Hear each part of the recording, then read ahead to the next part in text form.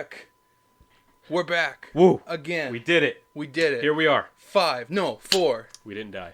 We're episode 4, month of April. I did not die. I did not have the coronavirus. You Yes, were you did. worried about nothing. No, you were. You would have caught it if I had it. You definitely have the coronavirus. Science. You know, whatever. Shut your mouth. Okay. I'm Jesse Chisholm. And with me, as always, Is JD Gonzalez, and this is Covenant Talk. Finally saying it at the beginning of the episode. but not the end of the episode like the last time. Yeah. This is Covenant Talk, episode 4. We are in the month of April 2020. Mm-hmm. Nothing happened this month. No movies came out. Comics stopped coming out. It's pandemic time, people. Yep. This is terrible. So, we're going to do a little thing today since we have nothing else to talk about. We are bringing on a guest, Mr. Jesse James Bear. How you doing, sir? Oh, that's my cue. That's Hello. your cue. That is yeah. your cue. Hello, Jesse number 1 and JD. Happy to be here. Thank you. We're so happy to have you. Finally. And this is going to be our most ambitious, thus far, episode of Covenant Talk. Ambitious, Definitely yes. our Yes. editor is going to hate us. Oh, yeah. Editor's going to hate us a lot. Editor, sorry. I'm not sorry at all. Wow, you're terrible. Screw you. I don't know the man, but I can say sorry. I'm sure this is a pain in the butt. You see, JD, you're the meanest of us all. I am. We've talked about Burlap about 1,000 times Yep. on our podcast. We bring him up at least like 18 times every episode. You have to. This man right here is the man who made Burlap that we always talk about. Yes, the mysterious man behind the burlap mask. Yeah. That's me. The man behind the slaughter. Man Yeah. behind this Well, right well, here. I don't know. I don't want to go that far. You have to That's a pretty cool the FBI title. crashing in for JD's comments. Don't direct them out. He has the boy. The boy. So we just finished. What date was that? It was We the finished. 16th. the 16th? 16th of April. Yeah. Burlap's Kickstarter ended, and we 169% funded. Yeah. Hell yeah! I like that we ended on that 69. 69. It 169. couldn't go any other way. Exactly. It couldn't. Perfect. It was so perfect. When we hit 69% funded, I remember saying to you guys, Yeah. guys, we're almost at 70. You guys, okay. I got that snide little emoji from JD being like, oh, yes. Yeah, we did it. If Sounds we good. stopped here, oh well.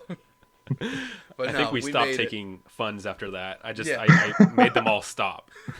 Cut the project. You put a message out to all the backers. Hey, guys, this is the No number we more. want to stop at. No more. Stop sharing and promoting. I think we're good after this number. But yeah, we did it. It's successful. All 4 issues are now going to be coming out June, That's right. I believe. June or July. I would say with everything that's going on with the pandemic and how that's affecting Right. Of course. printing and all that stuff, I would ballpark somewhere between like June, July, but I have found a printer that is still up and running regardless of the pandemic. So hopefully I can get everything out to them May 10th, and all digital issues will be able to be sent out May 10th, and then I will be able to send all that stuff out to the printers, and then that'll be good to go. That's really fast. That is And very honestly, fast. I don't think that anyone would really put it past you to if Right. it was delayed. I don't think anyone's gonna be like, "Hey, Well, jerk." well, May 10th is when issue 4 will be finalized. That's the deadline date for issue 4. And we're already 20 pages in. We only have maybe 6-7 pages left for the artist to complete. So and every day 27 pages total. 26, I believe, but I'm just ballparking because there could be a moment where Zoran's looking at a page of script and be like, you know what? There's too much going on in this page. I'm going to do a page that focuses more on this. And then we reach 27, 28 potentially. So with the final issue 4, I think we're looking at 28. Either way, it's more than halfway done. And our artist is looking at a May 10th finalization. So that's when I'll get the PDF file. And that's when I can get it out to all the digital backers. Awesome. Wow. That is really fast. How did Zoran react to the news? Like, was he following along with the Kickstarter, or did you have to like? He was. Okay. He was following along, and he even he would give me little tips on where to post things because he's involved in a lot of the Facebook groups for artists and stuff like that. He has a lot of connections, so he'd be like, "Oh, hey, I'm going to make a post about this, or that," and check out the group that I posted in, and maybe put an update about the Kickstarter on there. So yeah, he would message me once we'd hit a good milestone and be like, "Hey, congratulations, so excited," and all that stuff. So yeah, he followed along, here and there. And now he's funded too, so I bet you he's pretty damn happy. Yeah. Well, I can imagine. I'm sure you've seen all those memes with the guy licking his lips with his hands rubbing together. I just, to me, that was like Zoran. Every time he checked it and saw we hit another percentage, yes, my fund. Yes, the money's coming. I will be paid for the hard work I've been putting in. Yeah, the plan's coming together. His hands rubbing together, and he's got his. Maniacally cackling, yes. Yeah, exactly. Give me my commission. He's got his well-earned commission. His pinky up to his mouth. One, or however many. How much money do we make? We made 7,670, I think. So he's like wow. Instead of 1 million, he says $7,000, and then he laughs as he pushes the button to kick someone into the shark pit. There you go. I wouldn't put it past him. Zoran, sorry for giving out trade secrets if you're watching this right twisted now. art. So how was that? So this was your first Kickstarter ever, right? Second. Oh, really? But the first one I do not count simply because it was many years ago, and it was for an independent film I was doing. And I'm not going to get into the nitty-gritty of why it failed. It failed horribly.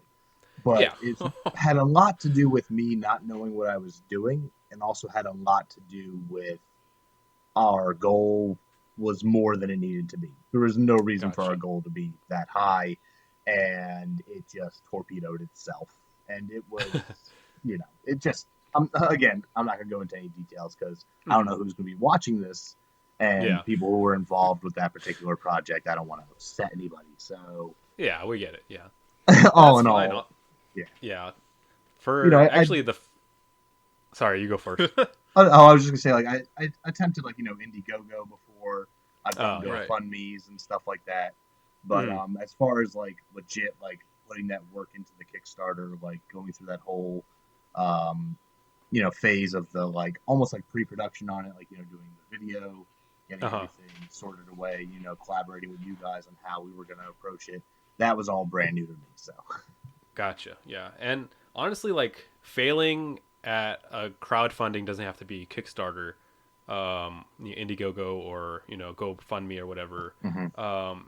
Failing at one of those crowdfunding projects, it doesn't necessarily, honestly, because for me, I failed the first Crossbones Kickstarter. And for a while, it was I was pretty down on myself, and I was kind of questioning whether or not we wanted to continue doing this. It was pretty bummer. I was, for a good couple months, I was like, I don't know, if we should pursue this anymore. But honestly, the second Kickstarter that we did, we funded and we succeeded. And so I don't think that the initial, if you fail, a Kickstarter, I don't think that should, affect your mindset behind what you're doing, I think absolutely, totally propel you forward into, why you're doing what you're doing, and you believing in yourself, not, some, crowdfunding website or whatever. It's more so of, you're doing this for a specific reason, and anyways, and you learn from it. You learn from that experience. I'm sure when you did Crossbows the first time, there were certain things you either did or didn't do. And then you went back into it the second time. Okay, these are the things we need to focus on. This is what we have to do to make it successful. And maybe, Exactly, yeah. And so, sorry, I forgot my train of thought. But basically, this was your first professional comic Kickstarter. Yeah, comic Kickstarter. Yep, absolutely. So, what were your thoughts going in it initially? When we first came to... came to you and was like, hey, do you want to do a Kickstarter? What were your like initial thoughts, fears, or whatever?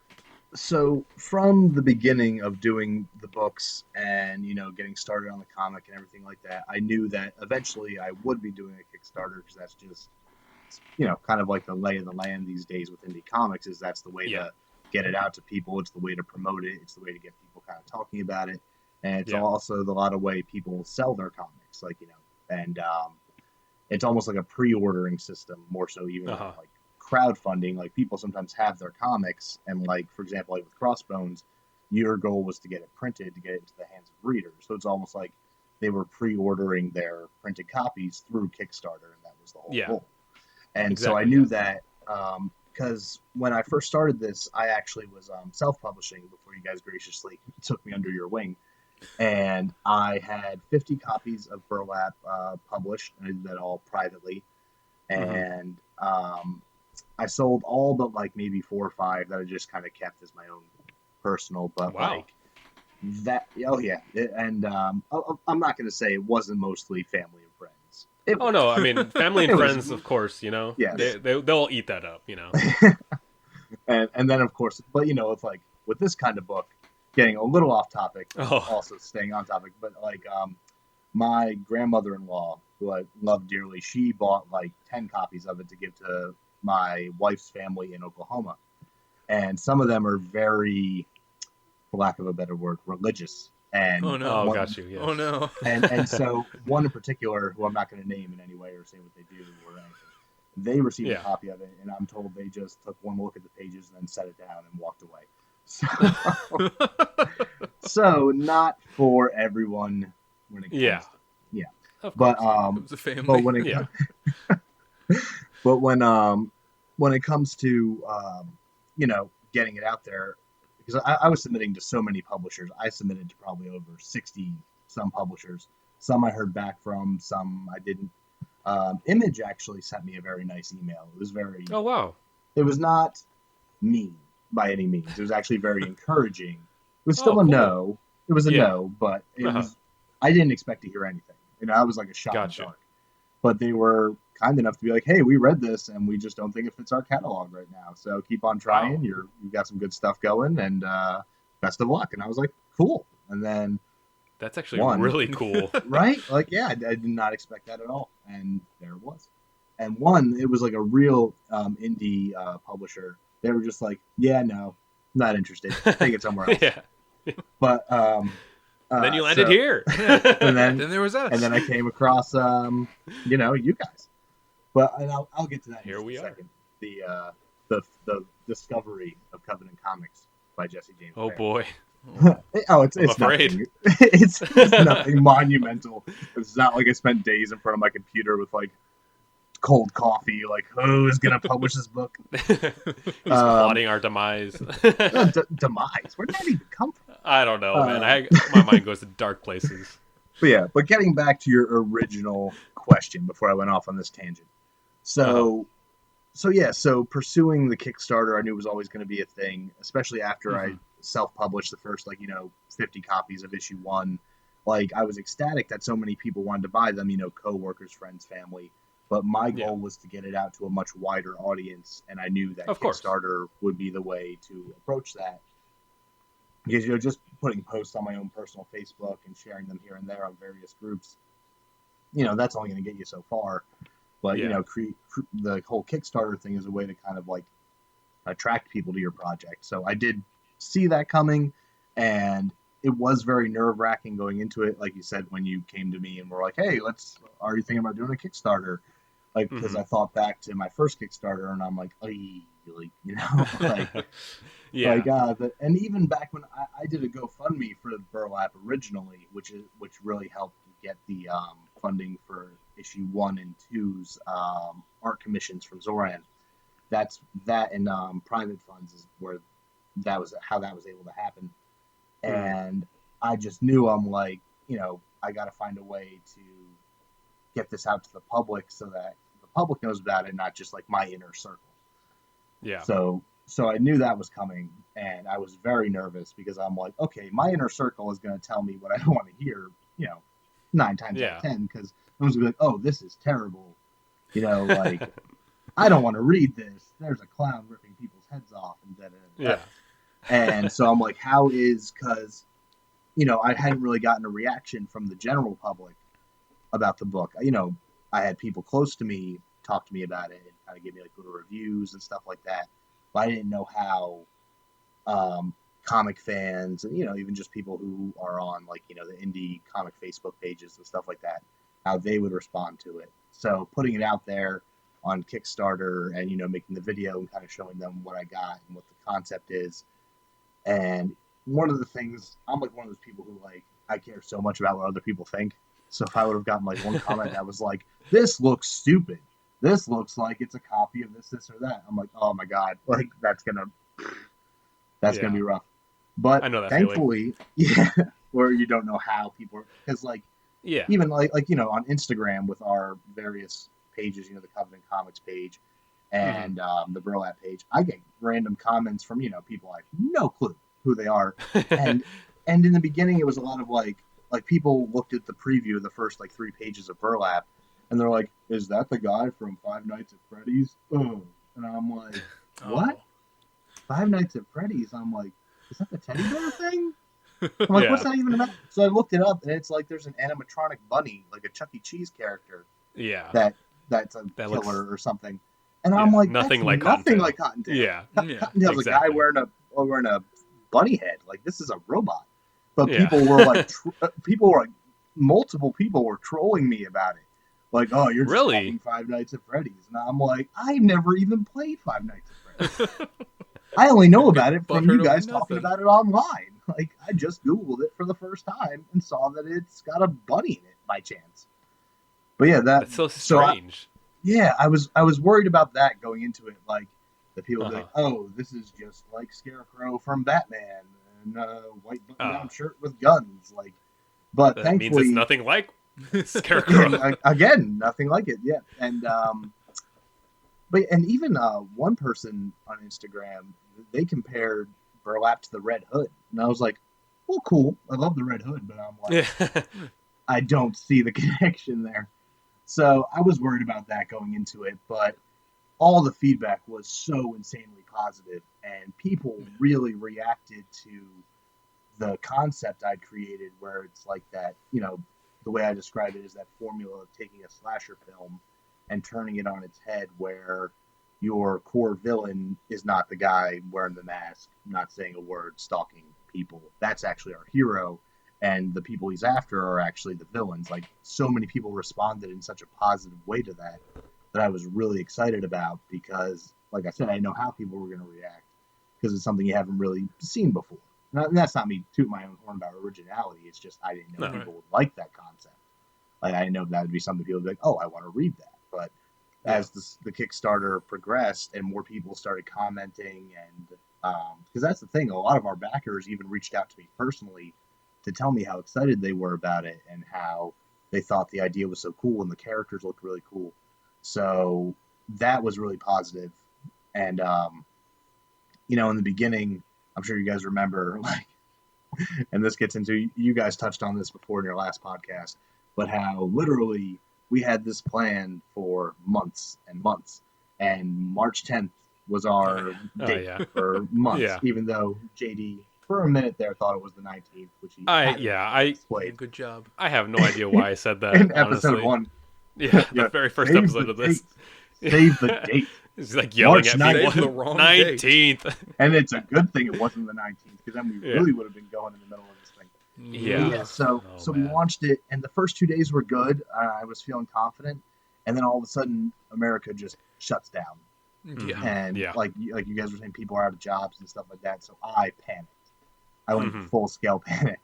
And the best advice you guys gave me during the Kickstarter was to reach out to other creators who had done Kickstarters or were in the process of doing them, or had had successful ones, and kind of like pick their brains about it.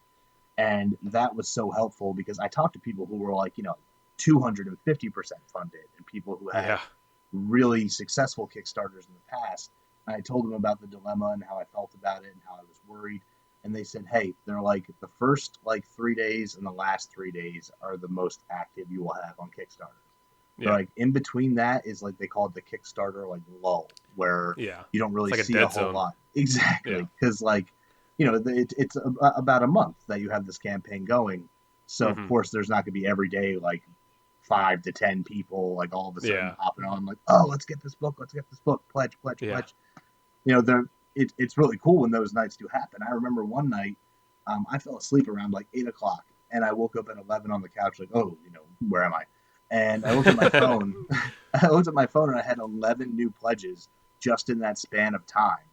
And I was like, holy, I'm pretty sure I messaged you guys right away. I was like, guys, have you looked at the Kickstarter? And you're like, where did that come from? Like, so one of the days we had like almost 30 backers in one day. Yeah. There was a day. It was crazy. It might be the day. It was the day that we hit our goal. Yeah, that was a day that exploded out of nowhere, and I was like, dude, where the heck did this come from? Thank God, wow. I couldn't even tell you where that came from. Like, it was just like a perfect storm of people, like, I guess, like, thinking about it, and, and it was, like, progressively throughout the whole day, even, not just, like, a couple hours period of time, from morning until, like, 12:00 at night, and even after we hit our goal, like, my phone would buzz, and I'd look, I'd be like, we just got 3 more backers. We just got this much more, like, I was in shock, completely in shock. But it's amazing because that just, like, it really reinforced me that I'm doing something that, people are interested in, that they're going to be excited about and all that. And I am hearing some beeping. No, you're good. Keep going. You're good. Keep going. Sorry. They can't do that. But yeah, so, that was awesome. The day that we hit our mark, because like I said, I honestly thought this thing was going to be dead in the water because of what's happening in the world. Like, I was so confident going into it because of all the promotions we were doing, saying that it was happening, like, on Instagram and on Facebook. And I was getting a lot of great feedback from people who were like, oh, we can't wait to see this. We can't wait to get it, blah, blah, blah, blah, blah. So I was like, oh, this is going to be great. I'm like, we're going to hit our mark nice and early. Like, there are a lot of people invested in this, or interested, I should say. And, invested. Going to be invested, currently invested. Yeah. But yeah, so once we hit that mark, it was just such a weight off my shoulders that, like, we did exactly. It. Like, we got to that point. And even like Jesse said in that one podcast, like, if we beat it, oh my God, it's going to be amazing. And it was amazing. It was a great feeling. It was incredible. It still is, honestly. We all had drinks. I'm still in all of it. I actually kind of miss, like, checking my phone and getting those little Kickstarter Me too, actually. Like anytime my phone goes off, I look at it and I'm like, ooh, is that another $5 pledge? Is that another $10 pledge? So that feeling is still lingering where I'm like, oh, what's going on here? But, it was a crazy experience, and I think it would have been less crazy if the world hadn't been coming to an end at that current time. And but the fact that because even there are certain Kickstarters that I had pledged to and followed during the time that we were doing it, because I cross promoted with a lot of different creators to help kind of boost their campaigns as well. If my backers or even followers on Instagram, Facebook were interested in what they were doing, I really wanted to help, because I got and that's something I really want to take a second to talk about, is the support that we received from the independent comics community was amazing. Like, multiple different artists, writers, publishers really came out to support us and help push us to the next level. A lot of them, like, that were doing Kickstarters, did updates featuring Burlap, which I feel like helped a lot. A lot of them, like, anytime we posted something, they would share it. And I met so many, too many to name. I would literally sit here and try and name all of them right now to give them all a great shout out. But I have that deep fear that I would forget someone, and then they'd be like, "Hey, man, like, we shared stuff and helped you out too. Like, and then I would feel terrible. So I'm not going to name names, but I will probably name some names before this is over, just because there were some people who really, really went all out for us. And I think you guys know who those people are too.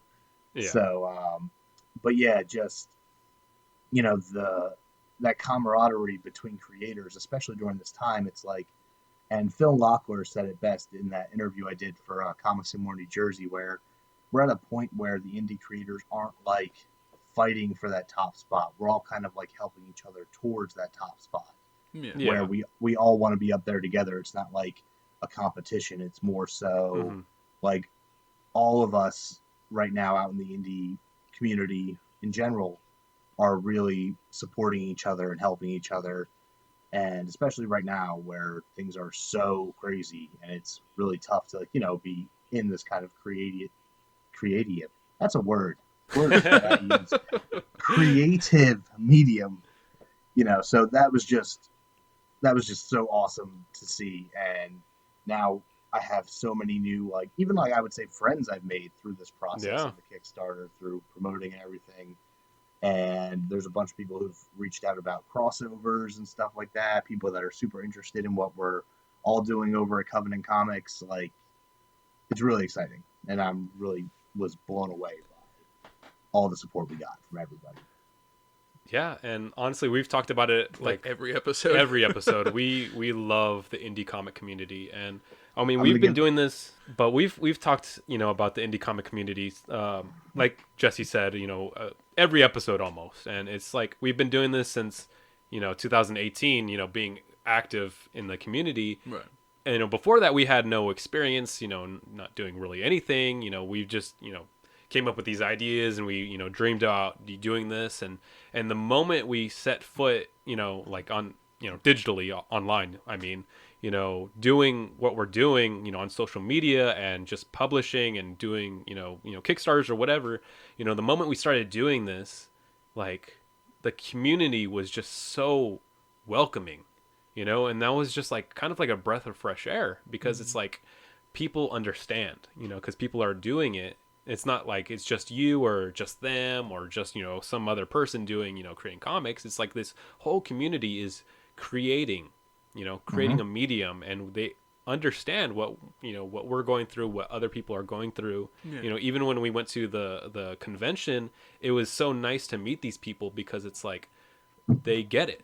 You know, they get, absolutely, you know, the struggles that we have. You know, they started at one point. They were exactly where we were at one point, and somebody came along and helped them out. And it's just like it's been this cycle. Yeah, it goes so far back of just people helping each other. Exactly, and it's just like it's just like, you know, like Jesse once said, you know, there's a cycle of just people helping one another because they have received help, you know, from someone else, you know. And like you said, when you know, when you reached out to people who did Kickstarters, you know, we did likewise with I think Miskatonic High over there. You can't see them, Jesse, but, you know, we're pointing at them, and they were just so helpful, because I mean, even though it was my second Kickstarter, I had no idea, you know, what I was doing too. And so it's just, you know, this community is so helpful.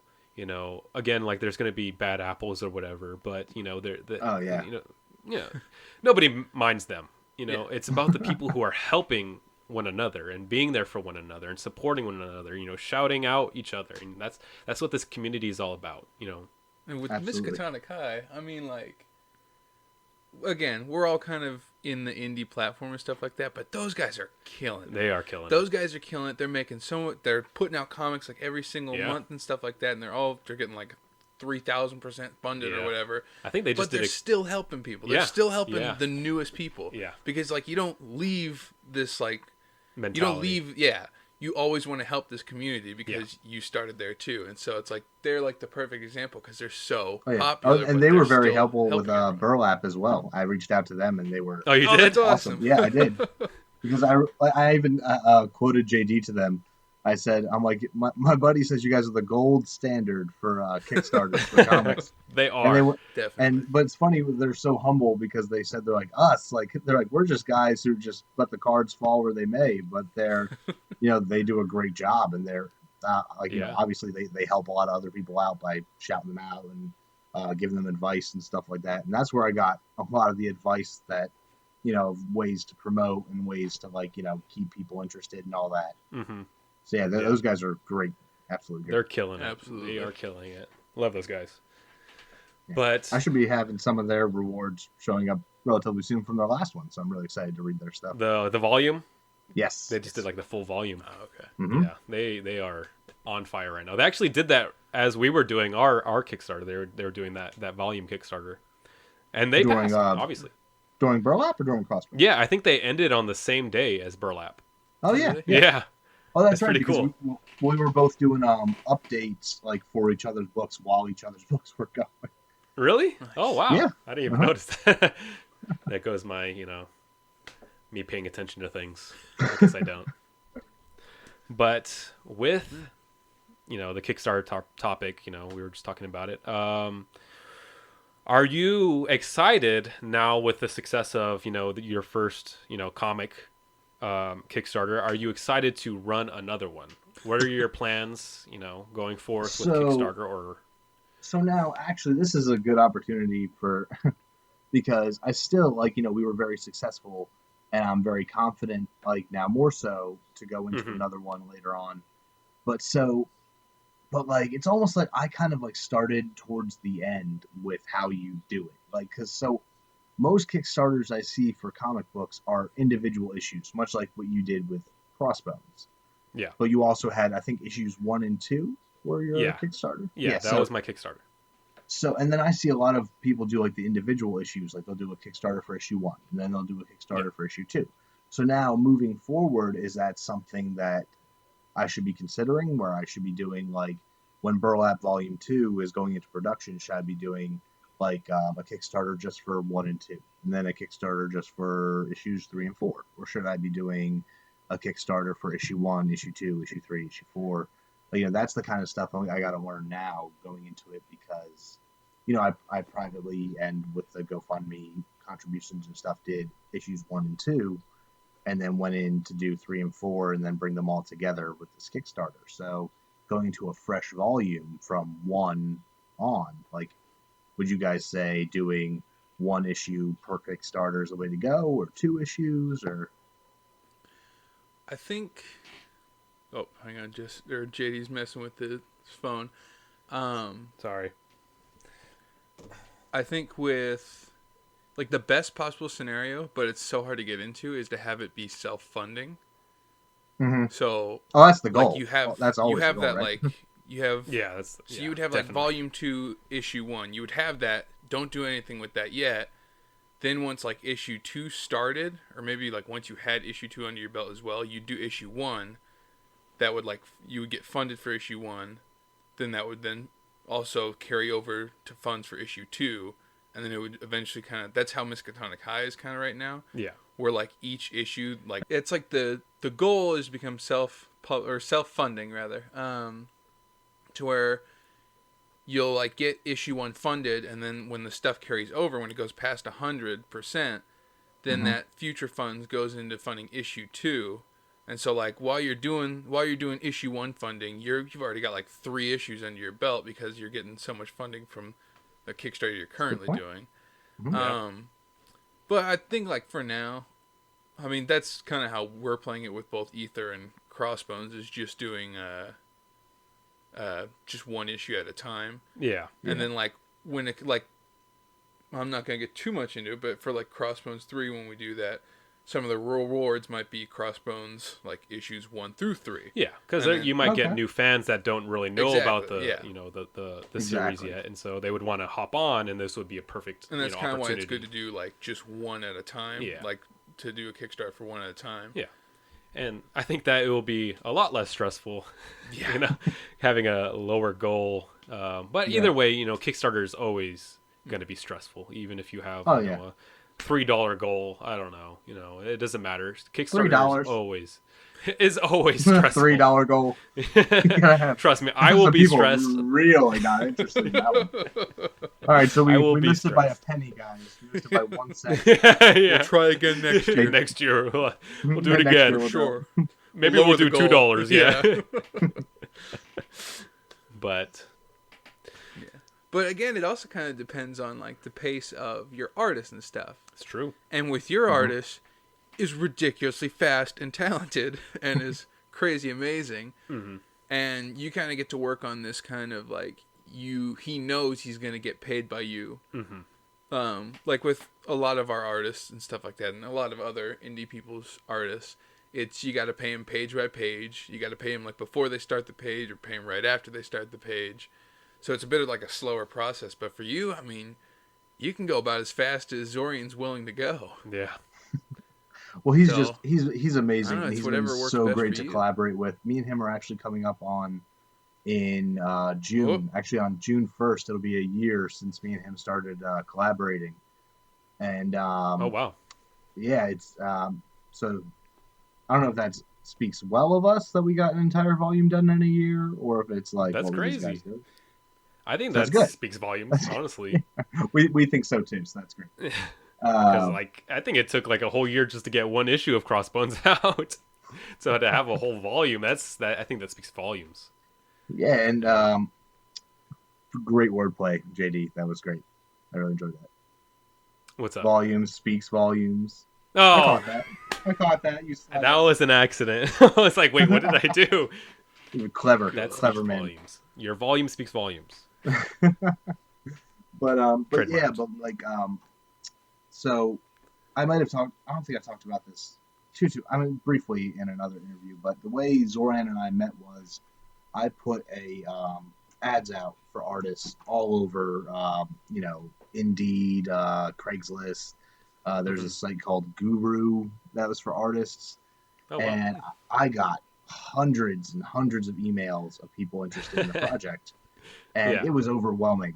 And so I started looking through and all that, and there were some people that were very talented but just like out of my price range at the time because I had a budget for issue 1. Yeah. And there were some people I spoke to that I don't know what they were up to, but it was nothing good. And one, for example, a certain artist sent me a Dropbox file of all this art. And it was all amazing art, and it was all very, very different. And right off the bat, I noticed, I'm like, there's no... And I started looking closer and be like, wait a minute, this has other artists' like signature at the bottom. Yeah, names on them. Well, like names on, and not only that, but it was not like indie stuff. It was like DC, Marvel, professional art. It says Stan Lee on there, or it's not Jim Lee or something on there. Yeah, right. Or like Jack Kirby or something. Yeah. And it was all different kinds of art. And I emailed this person back, and I'm like, so is this examples of the kind of art you'd like to do, or?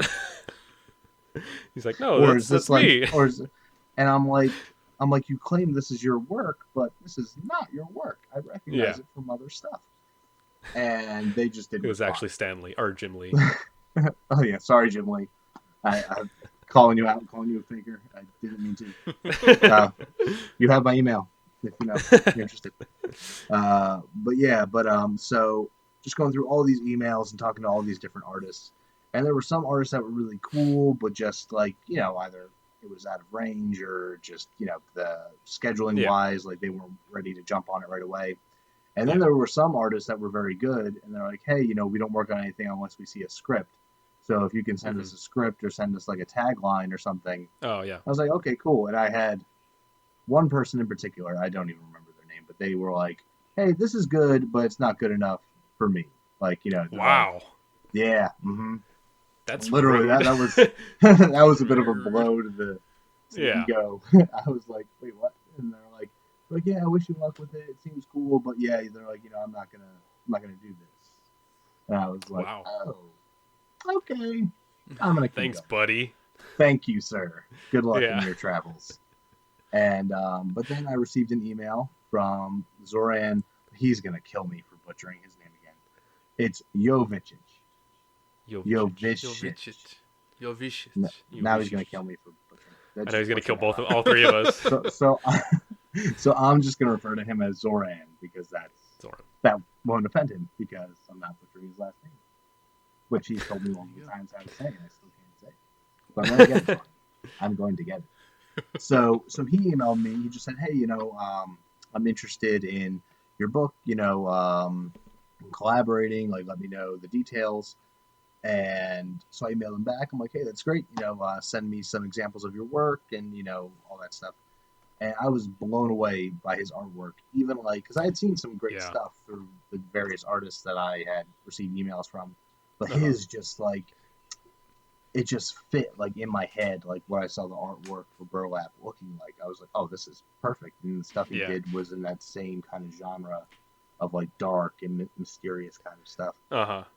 And so me and him started talking, and immediately, like within the first like half hour of us just emailing back and forth, he said, I don't know you, you don't know me. We're worlds apart. And he's like, working on the internet is scary, and it is. It is scary because you have no idea who you could be actually talking to, or if you're getting scammed, or catfish, God forsake. And so we decided to establish trust before anything else, like before we started on a single concept sketch or anything involving the book, that we would get to know each other and develop that kind of trust to go into a almost like business relationship where you're paying someone for a service.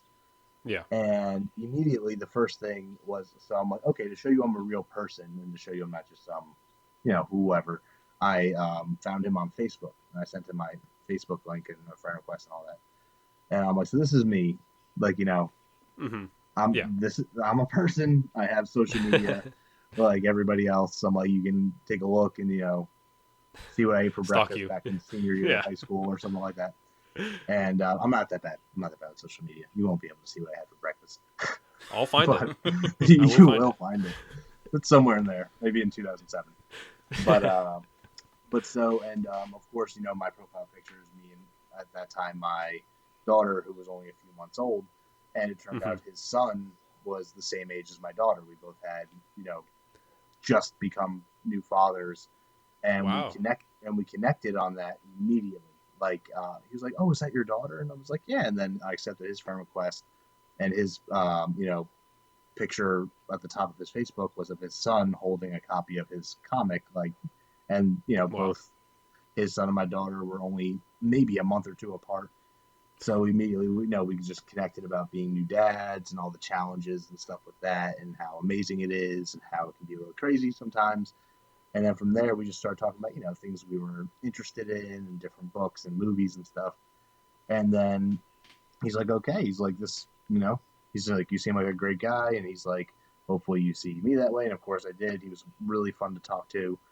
And so then we just got to cranking out artwork. He would ask me for descriptions of characters and all that.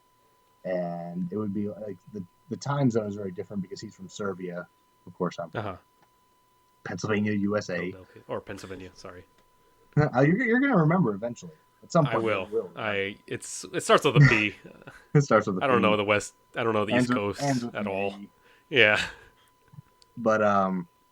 But yeah, so like it'll be, like 8:00 here our time, and over there it's like 4 a.m.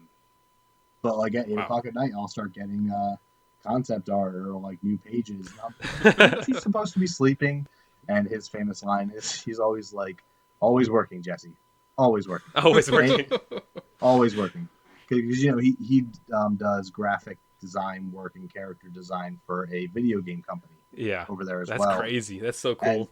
As well as doing, he's shown me a lot of his work he does for that, and it's so cool, and it's so different from like the stuff he does with comics, but it's like he has so many different unique styles, and it's really cool. And on top of that, like he does other commission jobs for other books, some from France and stuff like that. So he's a busy guy. He's always working, yeah. And but yeah, so we developed this great working relationship, and even like there are times like you've described with Roman Gubsky that like you'll kind of like give him room to implement his own ideas and stuff like that. And Zoran's the same way. Like I'll write like a certain scene, and he'll message me, and he'll be like, "Hey, so you wrote that this person gets their neck broken. Can I have their skull crushed instead? I think that would look really cool." And I'll be like, "Crush away, sir. Crush away." Yeah, go for it. Trust your judgment. As long as that person dies, just go for it. As long as it's nice and brutal, and our main guy does his thing, I'm good. Yeah. But yeah, and so it's just been really great working with him, and even like it'll be, I'm sure you guys have experienced this too, writing your comics, that there are times where like you almost forget what you wrote because you send them your script, and then it takes like, a good bit of time for the script to be turned into art. And like I'll receive pages and it'll be the dialogue, it'll be the captions and all that. And I'll just be so swept up and be like, huh, look at us. Like, we work great together. Like the words fit so well with, I wrote this. I'm pretty awesome. I'm not that egotistical with them. But no, it's just seeing what you write come to life through this visual art is such a cool and unique experience to have. And just the way he does it is just awesome. And I couldn't be happier to be working with him. And I'm so lucky that I found him and that, we have such a great working relationship. And here we are. We're at the end of Burlap Volume 1 with only a few pages left. Yeah. Wow. Making it happen. Yeah, you guys did it. And actually, you just blew through a bunch of my questions. Yeah. So good job. A lot of our interview questions are now gone. That's my thing. Once you get me started, I just go off. No, that was good. Actually, that was really cool because I was always curious about how you met Zoran and what drew you to his art style, And so, I mean, anything would have drawn me to his art style. He's got such an amazing, awesome art style. He seems like such a cool guy too. And it's so coincidental that you guys both became fathers at the same time. That's so random, but it's also so cool that you guys, are going through this. All the planets lined up, while answering emails, and he was looking through the classifieds on Indeed, and we're both looking, and Saturn is lining up and all that. And then, there we are. There you are. Shake each other's hands from across the planet. Yes, that is quite awesome. literally from across the planet.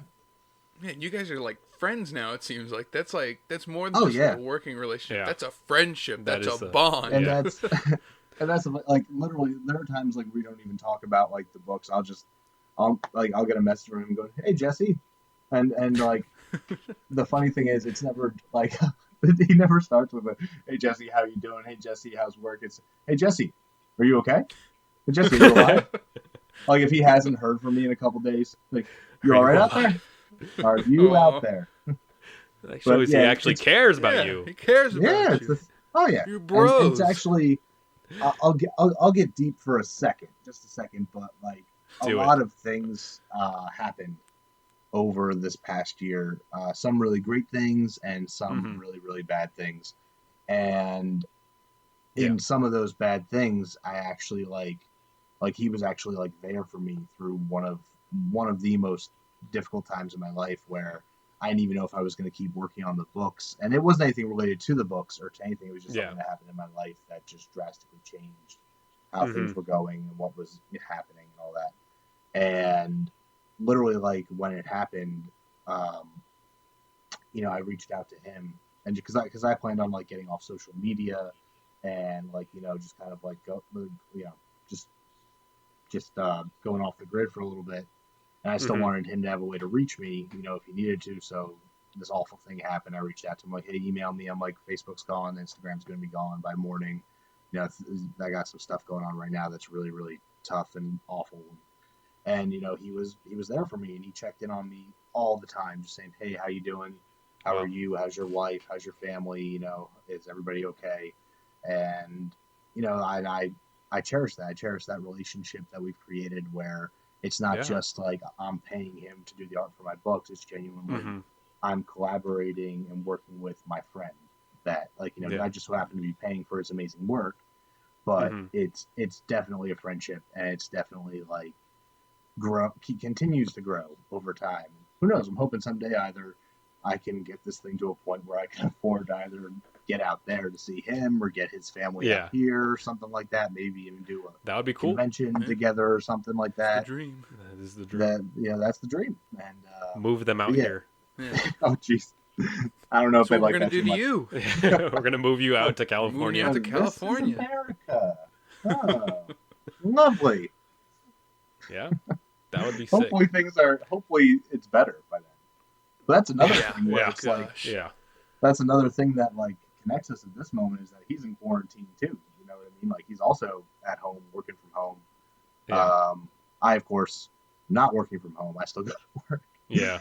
But tell me about it. But he, I'm not. He's dealing with all the quarantine and stuff like that too. So that's another thing where we're both You're going through the same things. Yeah, going through the same stuff. So, but in summation, when it comes to me and his like working relationship, I couldn't be happier, and I wouldn't am so lucky that I was able to. That's what I was about to say. You lucked out. Kind of relationship. Definitely, you guys. That was you guys definitely lucked out with each other. I think that. What was I going to say? You answered a lot of my questions. Yeah. I'm sure you can think some out of that vault. No, I have a lot. I'm going to ask some. Yeah, that's for the fast interview, or what? Are we doing that now? What? I'll move into other questions. Okay. Well, are we moving away from the Kickstarter? I think we can now. Or do you want to say something real quick? Well, Bear, you had some people to shout out, didn't you? Oh yeah, I did. Yes, I did. And again, I'm going to apologize if I forget anyone. But I'm going to. How dare you not say my name? How dare you? I'm going to try to name them all. I should be first. JD Gonzalez. Thank you. Who donated like 3 weeks into it. No, JD and Jesse, of course. You don't even know what state I live in, JD. Yeah. You don't even know where I am. You're going to be walking around Philadelphia somewhere by Patsy Geno's. Anybody see Jesse Bear around here? No. Where is Jesse? Jesse Bear, anyone? But yeah, so in the beginning, the first one I will talk about, because this is another like budding amazing friendship that I've got myself into, is Jason Farrow, the creator of the Convictor. Of course, yes. He is great guy. Great guy. And an awesome guy. When I say the man, I mean this guy is the man. He is awesome. He was a complete stranger to me a couple months ago. Like, I had found Convictor on Instagram, and I followed it, and I was like, oh, this looks awesome. Like, this is like something I'm really into. And he followed back, and he reached out and was like, hey, your comic looks awesome. Thank you so much for following. And in return, I was like, your stuff looks awesome. Thank you for following. No, you. No, you. Thank you for all you do. And but me and him hit it off right away, and he's just so cool. He's just a really nice guy, and he does so much for like the indie community. He's always like sharing people's art or sharing people's crowdfunding. He's he's doing his Convictor Crossfire videos now, where he's reaching out to the public and the live streams. Yeah, which is a lot of fun to watch. And he was just super supportive throughout the whole Kickstarter. He helped promote and share like every single post I made. He would post it on all of his platforms, his personal Convictor platforms. It was awesome. Yeah. And I'm so thankful to him and people going like above him and beyond reached out. And and his stuff, I'm so like, he has a whole slate of Convictor books planned for the next couple of years, and I cannot wait. He's working on Resurgence right now, so you should definitely put some of his links down below. Go check him out. Yeah, so people can check him out. Any links you can find for these guys, that would be great, because then you get them a little bit of exposure here and there.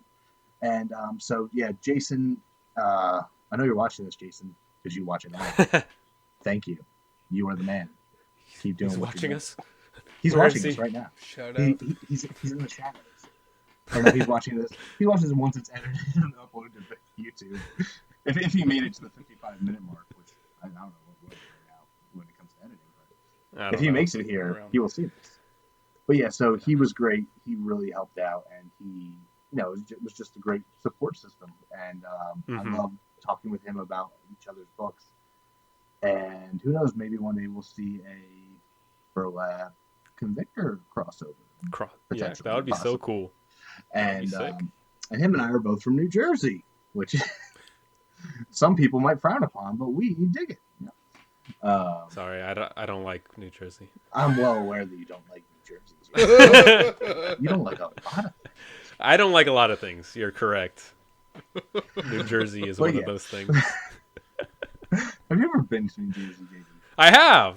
You have? Okay. Multiple times. I'm shocked. I've been there multiple times. Los Angeles. And lowered yourself. I've been out in the world. Excuse you. I have not. I have not been out that much. So. You were in Pennsylvania. See, yes. I remembered. Yes. So you went from, I don't know how far away New Jersey is from Pennsylvania. It's like an hour. Oh. Well, you've been an hour out into the world. Mm-hmm. There you go. I've been to other places. But getting off topic, getting back on topic, talking about all these awesome people who helped us and supported us. We got Nicholas, and I'm going to try and say your last name right. I'm pretty sure it's right. Nicholas Mueller. He is the creator of the Demon Hunter books, and it looks like an amazing series. And I cannot remember. I want to say it's like Raven Demon Hunter. Guys? Yeah, I'm blanking here. I don't think... But you know what I'm talking about. He's got that awesome character who's blue. He has like the mouth visor. And... I don't... now we look like jackasses. Yeah, I look like a complete a-hole right now. Nick? I'm pretty sure it's Demon Hunter Raven. That's the book. And it's by Nicholas Mueller. And he was also a great help because he was doing the Demon Hunter Kickstarter while we were doing Burlap. So him and I kind of did a lot of... Oh, yeah. Now I remember. Yes. Yes, there you go. Saying there, do you actually... No, yeah, I remember now because okay. he did do like multiple like shout outs with him. Yeah. Mm-hmm. Yep. It definitely looks really cool. Yeah, and he's an awesome guy too. And I even so kind of off but in topic at the same time, how we said that we were going to put our backers in the books if they wanted to. Mm-hmm. That any backer could be in the book. They would just have to send me their picture, and one day they will be in a book. So he was one of the first people I reached out to about that.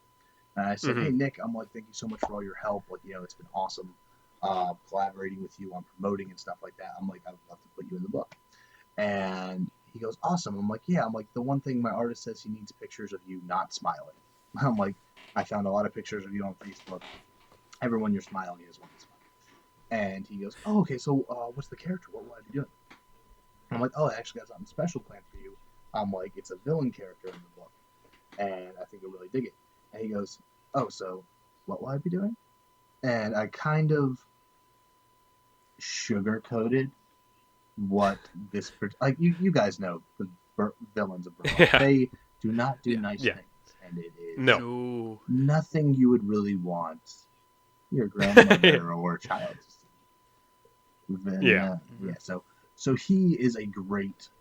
Not only is he a great co-creator and a comic book guy, he's also a great person. He does stuff with his church group, and a lot of kids read his books. A lot of kids follow his stuff on Facebook and Instagram. Oh, that's cool. That's awesome, and I love that. Of course, my content is not that. The complete opposite. I will not be going to elementary schools with Burlap and doing a reel app. Like a cottontail looking for children to induct. Yeah. Once upon a time, Cottontail woke up and he noticed that the hooker under his bed had started to do and that would be awful. But yeah, so all the kids go, yay! Escorting out of the building. Yeah, but no, so he was very nice about it. He's like, hey, I would love to have my image represented in your book somewhere, but I don't, he didn't want to be a slice and dice kind of film, which was fun. Of course. Yeah. Yeah, but he's awesome, and I can't wait. I backed his Kickstarter as well. I can't wait to receive that reward and read his book. And moving on, we also had, and actually just received this one recently, Jonathan Hedrick. He wrote Freak Show Princess, and that is a Kickstarter that also did cross promotions with myself, and I cross promoted with him. We each shared each other's stuff. And his book came so fast. Like, his Kickstarter only ended a few days before ours. And I got... You already got his stuff? I got it in the mail, I want to say a week and a half ago. And that's fast.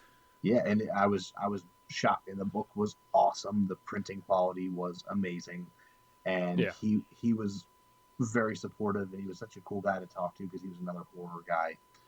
And so just so I don't go off on this tangent of in-depth detail to each one of these amazing people, I'm just going to start kind of listing them, what they do, and we can move on just so we can get to another topic.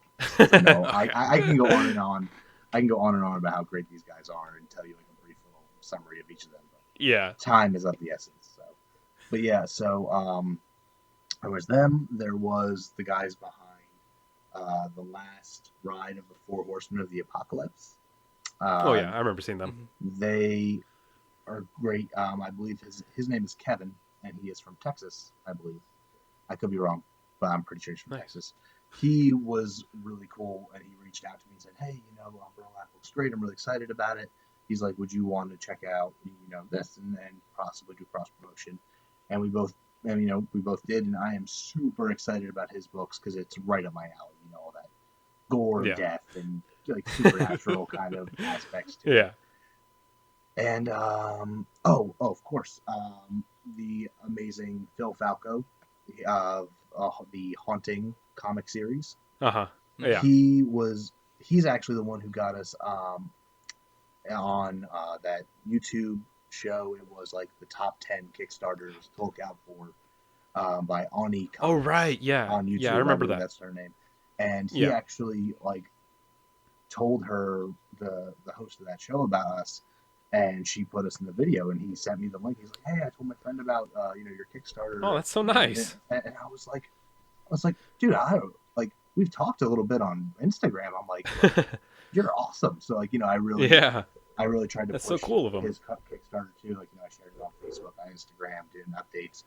And a cool thing with his is he actually made a request for his instead of having a picture of him show up in the future books, like having a character look like him, he asked if we could actually put the main character of Haunting or his books in there, in there somewhere. So I promise you, Phil, in volume 2 you will see your guy hanging out in the background somewhere, and I'm really excited for that. I'm excited to do it. That's so cool to see him in there. So, but yeah, he was great, and still even to this day, me and him talk back and forth about the Kickstarters and stuff like that.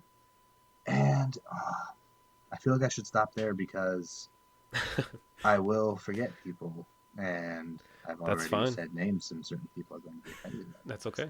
That's fine. To all of you who supported the Kickstarter, like 200 people who helped promote to every single one of you. Yeah. Thank you. Thank you so much. You helped us do this. Could not have done it without you. Absolutely. You made that little boy's dreams come true. Yes. Yeah, exactly. The little boy's dreams came true. That little boy is going to haunt you for the rest of your days. No matter what we do. No matter what we do. Come at me, little boy.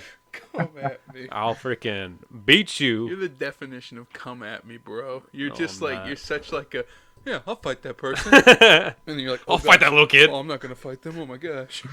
The funniest thing is, I can't see you guys, obviously, from how we have the setup, but I can picture exactly what JD is doing right now, his mannerisms and all that. I guarantee he just pulled the mic a little closer to his face to say. He did. He did. I'm going to fight you.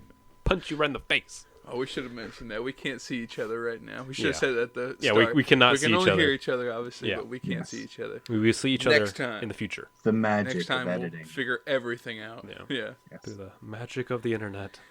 All right, so moving on to, we kind of wanted to do an interview. These questions will be not like rapid fire, but it won't go as long as the questions we just asked. Right. Yeah. Little less in-depth answers, Jesse, too. Yeah. Keep it short. 2-sentence minimum. Yeah. It's You're just rambling. that we got one syllable. a good 13 questions, at least on this, and then we have some in our heads as well. Yeah. Okay. You want to go first? Sure. I'll start with one that's not on here, and that's mainly just for my own curiosity's sake. Okay. Mr. Bear, what kind of music do you like? Me, I like rock is the main one. Growing up, I listened to, I guarantee JD's going to give me crap about this. I can feel it. But I listened to a lot of Disturbed, Metallica. Oh, hell yeah. What? Why would I give you crap about that? Because you're probably listening to Drake and Jay-Z and what the? That's racist. That is not racist. You're basic. I do not listen to that at all. You're basic. You probably wouldn't even. I mean, you wear a lot of. I'm coming at you, Bear. These are not the hats that I normally wear. FYI, I am forced to wear these hats. You're not forced to wear the hats. Yes, I am. Wait, I thought that I have Jesse one won particular one being here against his will. So now you're saying you're pretty much forced to wear hats? I am. I have one hat that I wear always, and he tells me to switch it up. So I thought it'd be fun. no. Different hat each Anyways, episode. Back on topic. Enough about my hats, okay? I'm attacked right now. Seriously, good choice of music. Yeah, that is really good. I I like Disturbed live, and they've not aged well, but it was but still who has? Cool. It was still cool. Name to me see someone that has aged well. Paul Rudd. Yeah, Keanu wow. Reeves. Surprisingly, Paul Rudd yeah. has aged. Get served. That guy's like in his 50s. He looks great. Yeah. Anyways, Marvel. Back to the next question. Thank you, Marvel. Thank you, Marvel, for getting me in shape. Next question. What is your favorite comic? Is this favorite comic series or favorite comic character? Let's do both. Comic series and character. My favorite comic series is, and this one's kind of off the beaten path, I feel like. I mean, it's not unknown, but The Goon is my favorite comic series. I love The Goon. Eric The Powell Goon is so good. is Yes. a genius, and his books are amazing. It's just they're so good. Every bit of dark humor. You've seen him. Horror. Yeah. What does he look like? He looks like your typical goon. He just looks like a DC he's a Marvel? big guy in a white beater with like a little Italian hat. He's got a buddy with a fedora. It's not. It's what is it? It's Dark Horse, right? Yes. Yes. Yeah, it's Dark Horse. Mm-hmm.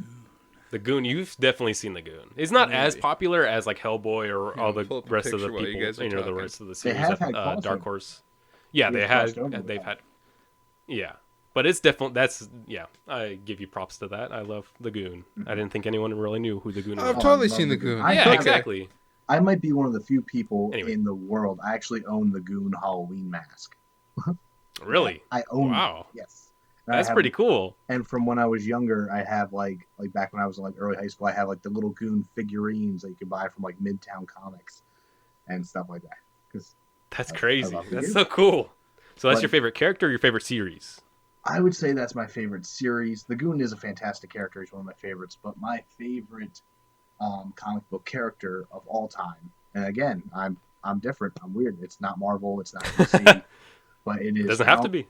It does not have to be. But you know, generally you would expect that. Cal McDonald from the Criminal Macabre books by Steve Niles is my favorite. You have got me. I do not know who that is. Well, the only once more. Again, it's like an off the beaten path kind of book. He is just real quick synopsis. He's a private eye that hunts supernatural things. But he is an alcoholic. He's a former drug addict. Still dabbles in a little drugs, but not the real hard stuff. And his sidekick is a ghoul named Moloch. And they have this awesome, hilarious, funny relationship, like banter back and forth. Cal's constantly shooting him, and even though he can't die, just to ruin his shirts and funny shit like that. Yeah, and that's so funny. And Thomas Jane actually posed for several of the covers to Criminal Macabre a little later down the road, because him and Steve Niles became real good friends. They did a comic book together. I believe it was called Planet Terror that they did, kind of like the movie. Oh, I think I remember that. Yeah, I remember that. I don't remember exactly what it was called, but it was a badass alien sci-fi action comic together. And so Steve Niles, Thomas Jane, then became friends because Thomas Jane loved Cal McDonald so much, and he wanted to do the movie. And they had a whole plan to do a movie, but I don't know if it was Warner Brothers or if it was Fox or Sony, but they wanted to take away Cal McDonald's drug problem and make him just a disgruntled PI that wasn't a drug addict and an alcoholic. And I remember Steve Niles' quote, and I always remember this. He's like, "That's his cape. That's like taking away Superman's cape. You can't take away Cal McDonald's drug addiction, or his alcoholism that makes him who he is." And I just thought that was so cool, to think of a character that way. So yeah, his books are just. I know obviously you guys have not read them, but I highly recommend them. I really think I'll look into that. And there's a lot of them. They actually just started publishing more of them very recently. So The movie never came to fruition, but if you want to see a nerdy film student with hopes and dreams, I actually did a Criminal Macabre Cal McDonald fan film for a project in college that is still on YouTube. Nice. Really? I'm going to regret telling you that. But yes, it's still You're going to have to give us that link. Yeah, you're going to give us the link, and we're going to put it in the episode. If you go on YouTube, and this is also very lame because I'm a very big Jason Todd fan. He's obviously did not name him as number 1, but he's probably like number 3 on my list of favorite characters is Jason Todd the Red Hood. Of course. My YouTube name was Red Hood 7. Red Hood 7. Yeah, I guarantee if you were to try and take that name now, it'd be like, do you mean Red Hood 7,856? Yeah. Because when I was Red Hood 7, nobody knew who the Red Hood was. So, exactly, yeah. Because that's when he like first debuted. But yeah, so on there you will find all kinds of goodies of my adolescent fan. Hidden gems. And there is a Red Hood fan film on there too, which is embarrassing. We're going to put that link in the bio section of our... You better. And then I'm going to call from Warner Brothers saying, you get down here and hit the gym, you're playing Jason Todd. And I'll be like, thank you, JD and Jesse, for making this happen. I did that. You did that. All right. Next question. Next question would be, what was the first comic you ever read? That I ever read. Okay. I got to think back here. Okay. Oh, jeez. I don't even remember the first one I've ever read. The first one I ever read was a Sonic one. Okay. I'm thinking. Hold on. I got this. I can remember this. I have a great memory. It was... Okay, I can't go back to like when I was like 6 and read my first comic book. I don't remember that. Honestly, you can just give us a random comic and we would just believe you. Yeah. Okay, so here, I'll give you the one... I will give you the one that kind of like reignited my love for comics as a kid and got me collecting. I think we have all got one of those. Yeah. So this was like when I was probably like 10 or 11. And I was in Walmart and I found volume 1 of Ultimate Spider-Man with the magazines. Okay. Yeah, it's a good one. And you know, I loved everything comic related. I watched Batman the Animated Series. I watched Spider-Man cartoons, X-Men cartoons, and all that. But I had kind of gotten away from comic books a little bit. Like I had a few, but reading volume 1 of Ultimate Spider-Man, that's what got me really into comics. Back into comics. And I bought every volume. I have them on a shelf somewhere. It's up to like 26 or 28 volumes of Ultimate Spider-Man I have on the shelf. Yeah. I kind of gave up towards Ultimatum and all that stuff. I just got lost because it lost its simplicity. That's the thing with that Ultimate Universe. It started out so simple for people who didn't read comics their whole lives. They could pick it up and be like, oh, this is Spider-Man's origin, volume 1. And then it goes like, oh, here's Doc Ock. This is how he met him. And like, you know, in this new updated way. But then all of a sudden you got the Ultimates. You got Ultimate Fantastic Four. You've got Ultimate everything. And they've all got their own series. And now all of a sudden it's just as mixed up and crazy as the regular universe. So once it hit Ultimatum, I was completely lost. Because they were referencing things. They were referencing things in like Ultimates Volume like 6. And I was like, I didn't read Ultimate Volume 6. I'm reading Ultimate Spider-Man. So I kind of fell off track there. But that was such a great series. And the artwork alone in those first like 12, 15 volumes. Amazing. Yeah. It's definitely a good answer. That is a great answer. Next. Wrap it up. It's you now. Okay, sorry. I thought you cut out for a second. Next question. I'm going to skip one. Because you already answered it. Yeah, because you answered it already. I'm going to say, what are some inspirations for Burlap? And how did Burlap, basically, how did you come to be? From those inspirations. This is a good one because I've talked about this, or more so wrote about this, typed about this quite a bit. So Burlap, the history from there comes from the initial idea for him comes from this film called Found. And it's a very, very, very indie horror film. And it opens up with this opening credit sequence that was an animation of the main kid of the movie's comic book characters that he drew. And it was Roach Man, who was a part roach, part man creature, and a character called Bag Lunch, who was a superhero type guy who wore a paper bag over his head with 2 holes in it. And nice. And I love that. And Bag Lunch was like in this little 2-minute opening animated sequence for this film that was not animated, and the only thing that these characters had to do with it was the main kid drew them in his notebooks. I was just blown away by it because they come upon a woman getting mugged and or killed. I can't really remember, and both Roachman and Bag Lunch savagely murder the muggers, savagely. Like Bag Lunch puts a knife through the back of the guy's head. Oh my god! And his full arm comes out of his mouth on the other side. And wow. I just thought it was so cool, so much that I contacted the writer of the movie, and I said, tell me all about Bag Lunch. I want to know all about it. So he told me about it and his kind of idea of a superhero that didn't have Bruce Wayne's money, that still wanted to do stuff. And he didn't really do, aside from the little bit he found, he didn't really do much with it. So I'm like, hey, I'm a film guy.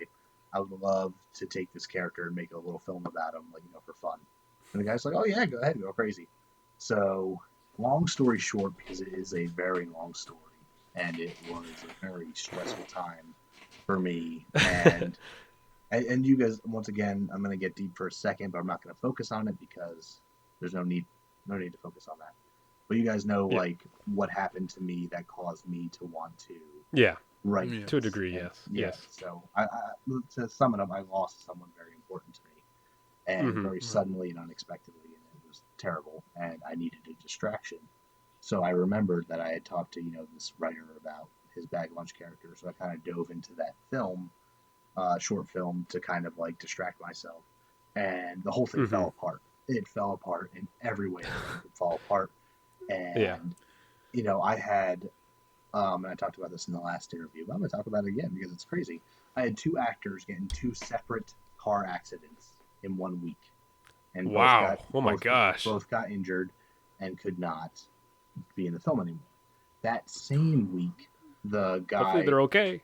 Oh, yeah, I'm sure they're fine now. I'm sure they're fine. And then the guy who was originally playing Cottontail, he got booked on a gig somewhere out of the country, so he was gone for a while. So at the drop of a hat, I lost all of my actors, and we had a location. As you guys know, there's a part in Burlap issue 1 that's at a train station. That was actually a lot of issue 1 is that film script just reworked into comic format. And I also I'll get to the rewriting process in a second, but yeah, so we had a abandoned train station that we were given permission to film at, and they sold it, and it went under construction the month before shooting. So we lost that location. Wow. And just everything under the sun you could think that could go wrong with this project went wrong, and it was terrible. And so, but going back to Burlap and how Burlap was born from this. So the paper bag and all that was all the writer from Found. That was his character, that was the name and everything. So eventually I was like, you know what? I'm like, this isn't working out with this film. I want to go in a different direction with it. And the character I had created underneath that paper bag was mine. That was Drayton, who is now Burlap. Drayton, because Bag Lunch was just an image. It was just an image of a guy with a paper bag on his head who killed people. It was very cool, and I still love that image. I still love that character. But I wanted it to be so much more than that. And underneath that mask, I created this guy named Drayton. And his whole backstory comes from back in 2015, I was working on a film script called Grin Towing. And it was essentially a slasher killer who was a tow truck driver. So you call for a tow because your car breaks down in the middle of nowhere, and some guy's showing up to cut your head off, kind of deal. And so, oh my gosh, there was a little more to it, but yeah. So that was another project that fell apart. But a lot of that story that I created for that film, I ended up making Drayton's story in the Bag Lunch film. So I decided that, long story short, even though I keep saying that, but I keep going on and talking a lot. So all good. I went, during the midst of all this awfulness with Bag Lunch, I went to Monster Mania in March of last year, and I met comic writer Buzz Hassan, and he's also a artist as well. And him and his crew, the Corpse Crew, they do the Living Corpse comic, which is a very well-known indie horror comic that is amazing, absolutely amazing. And me and him got to talking a lot about movies, about comics, and I told him I had an idea to make this character, this Drayton character, like to make his whole persona, his whole look my own. Like I didn't want to do Bag Lunch anymore. I didn't want to use that, because basically it was just like the mask was what I couldn't use. Mm-hmm. Everything else I had written. Everything else was my character, but the look of him with that paperback mask, that wasn't mine. So I had to, I wanted to do something different. And I told Buzz, I'm like, I got this idea of like a guy in a burlap mask, and he's got a gun shoulder holster and cargo pants, and like it looks kind of like almost like business casual in a way and all that. And he loved the idea, and he did this concept sketch for me that you can see on almost all the platforms we use, the very first Burlap sketch. And that originally was meant to be concept art for the movie, for doing the movie a little differently. And I was just so, thrilled by this artwork that I'm like, Burlap should be a comic. This whole thing should be a comic book. Mm-hmm. I'm like, because the whole, just everything involved. Because, I've been making films and doing videos and all that all my life since junior year of high school. And it is tiring. It is a lot of work. And it's a lot of money. It's everything. Like, you guys watched, I think you both watched. I know one of you finished it. But my web series Echo Trail, that's on YouTube. Yeah, that took almost 5 years of my life just to do that. And so the idea of like kind of scrapping the whole movie idea and doing it as a book, as a comic book, was immediately such almost like a sobering feeling, where it was like, I won't have to worry about hundreds of thousands of dollar budgets on this or that, or getting actors that can do this or that. It can all just come from my head. It can be as crazy or as big as I want it to be. I can still tell it in a visual medium. So, with Burlap, with Drayton, my whole thing behind him it wasn't the idea of like the original Bag Lunch thing that it was originally based off of, where it's, a superhero who doesn't have the funds to do what Batman does. My idea was a slasher killer that was a vigilante. Like, if you kind of took somebody that had like Michael Myers' origin, but he turned out more like Batman than a slasher killer, like what would that look like? And so I just built off of that, and I started writing the comic, because now I had this guy, I had Drayton and his burlap mask, and I just kind of took that movie script and just kind of like just dived deep into it, because it was almost nothing like what the comic turned into. There was that whole scene with Cottontail and his gang intimidating the family and all that, and Burlap shows up, and, but in that movie, like, all those characters died. Like, not a single villain made it out of that short film. They all were executed. Spoilers. Oh no, that's the film. That film will never be seen. But that's also not what happens in the comic at all, because I really grew to love these characters, and they shepherd on. You'll see what happens with that in the future. And but yeah, so Cottontail, even, like, he became such a big part of it and everything like that. And originally he was just almost like a no-name villain that just so happened to be wearing a bunny mask. And that's basically just kind of how Burlap came to be. He started as this killer tow truck driver from an old script back in the day, who then became this guy underneath a paper bag mask, who then became his totally own thing behind his burlap mask, and here we are today. Nice. There you have it. Here we got it. It's weird that we didn't. Like, I talked that was the much. first time Jesus. we heard it. You're good. No, you're fine. Am I reading the next one? Yeah, go for it.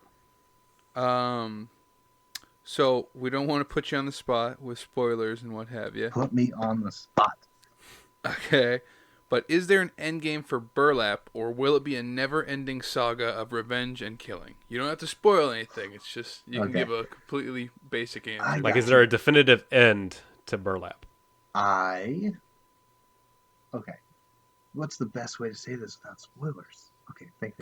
Okay, here we go. So, as of right now, Burlap is ongoing.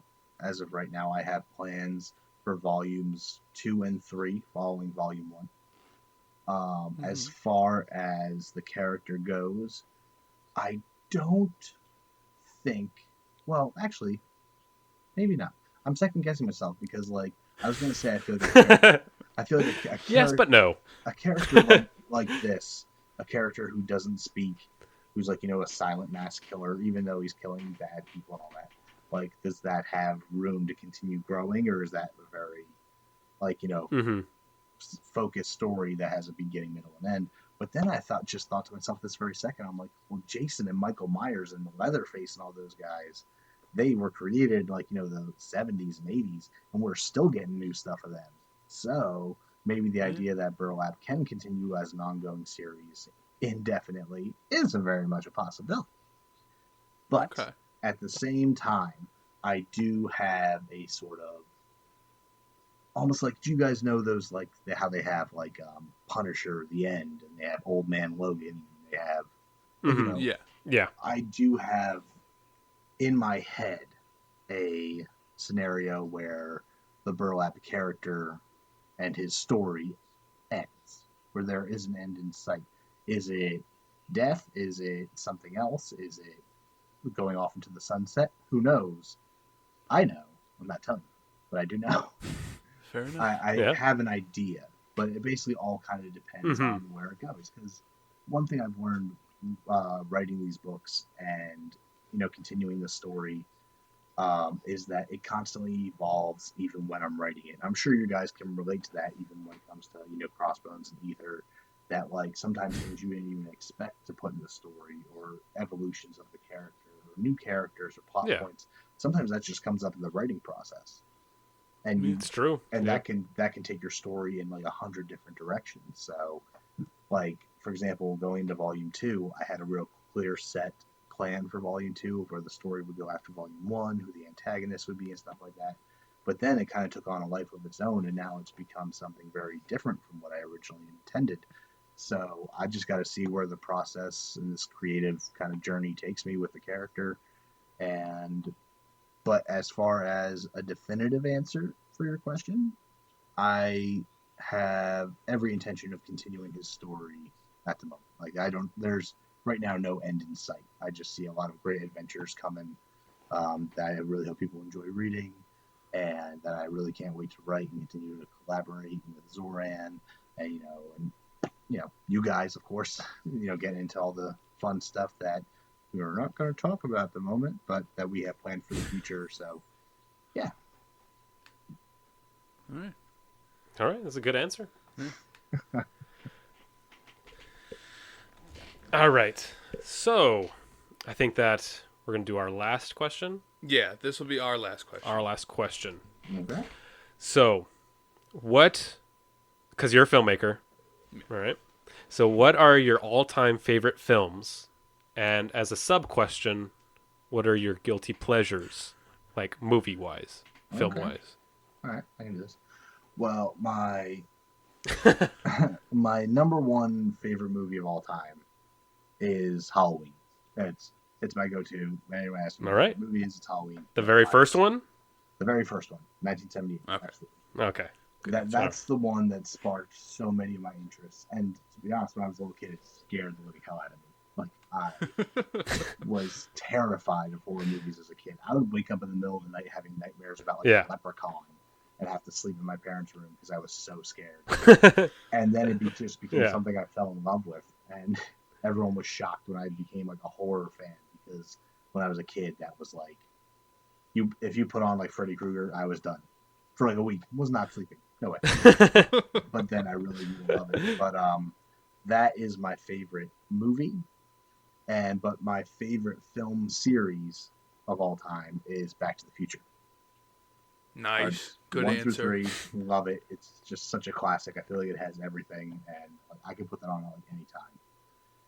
And guilty pleasure wise, I'm going to kind of get relevant to what you guys talk about and the pop culture and all that. But one of my guiltiest pleasures, people would see it as, is Suicide Squad. I love. Wow. I love Suicide Squad. I hated Birds of Prey. Nice. Love Suicide Squad. Which that probably makes sense to no one, but I do. I love it. I'll even say that I enjoy watching Jared Leto's Joker, which I'm sure somebody just threw up somewhere because I said that. Yeah, I know. I think somebody. I think a lot of people did. Somebody just turned on the computer. Somebody just broke quarantine and threw a chair through a Hot Topic window. That's what just. They're gonna happened. Find you. They're gonna find me. Now you're making enemies. You're finding enemies. One last sub question.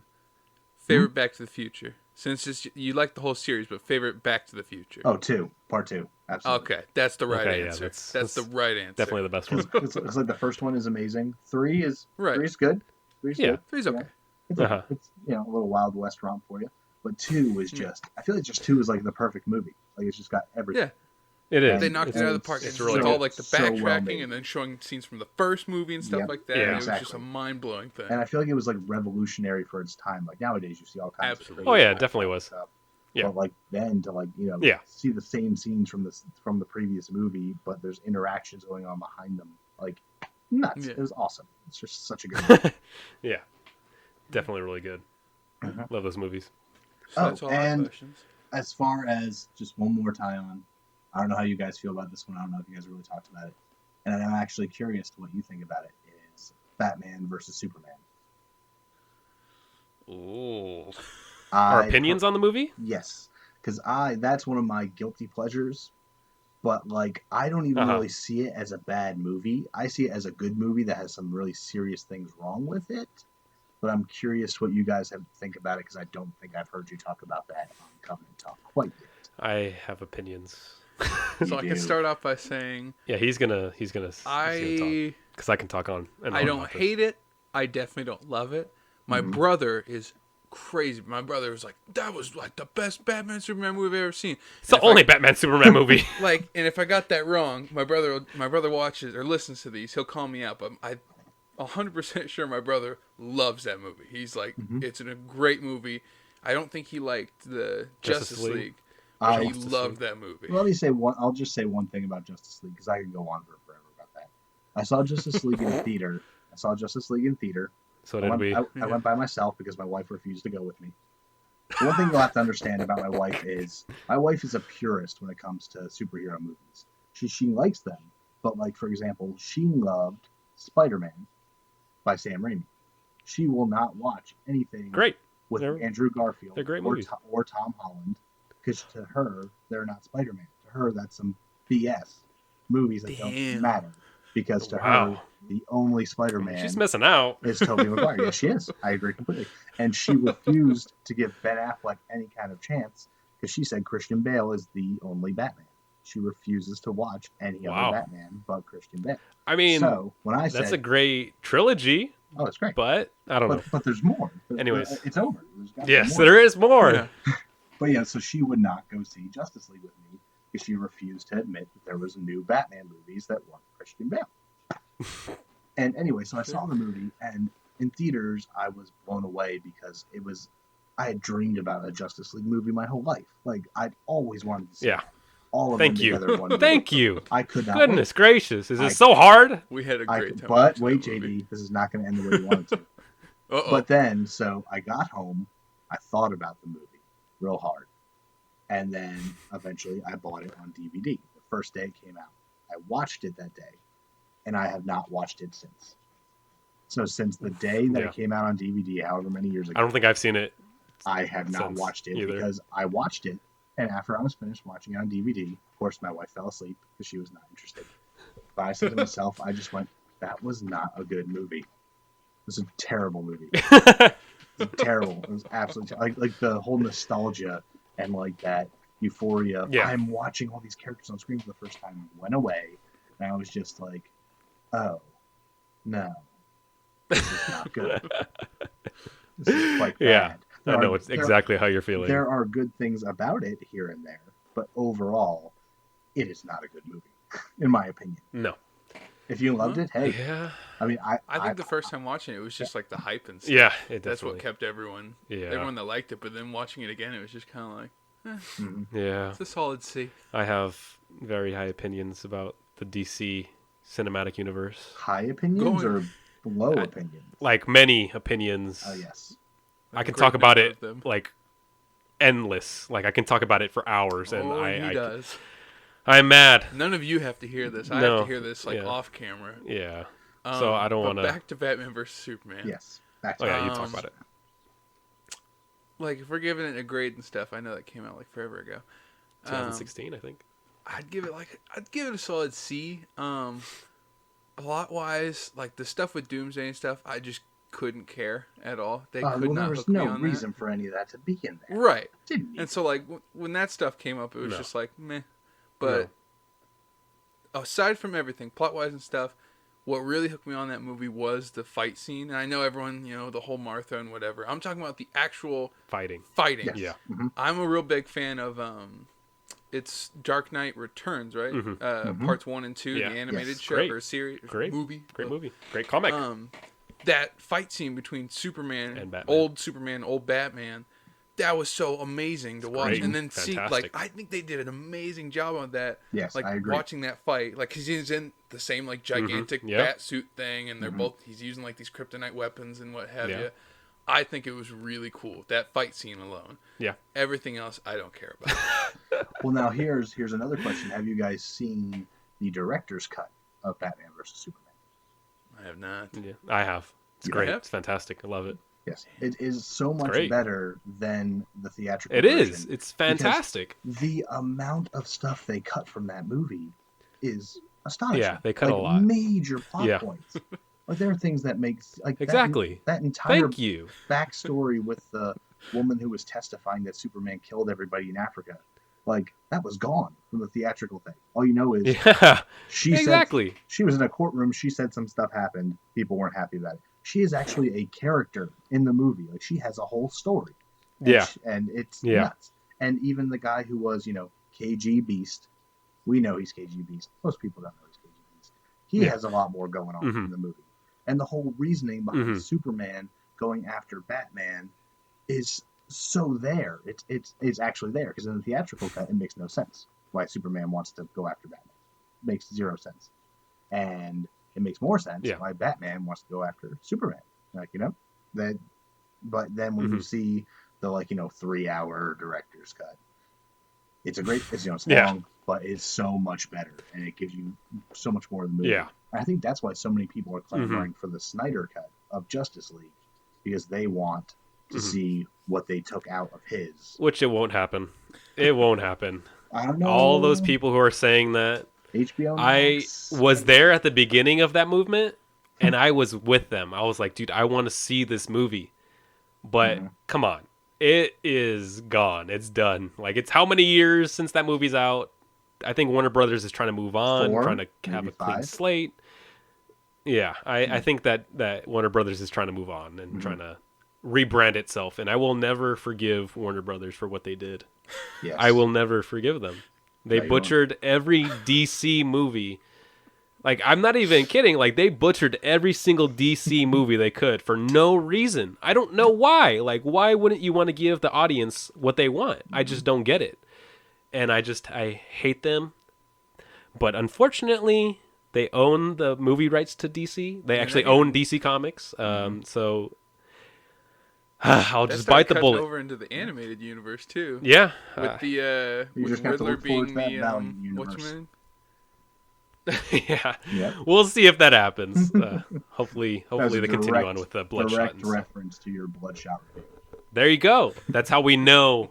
That's how we know that he actually listens to watches our podcast. Oh yeah, I'll keep referencing it. Or he just did his homework before this. Yes, definitely. Still watched for 3 hours while I'm at work. What were we saying? Do you have?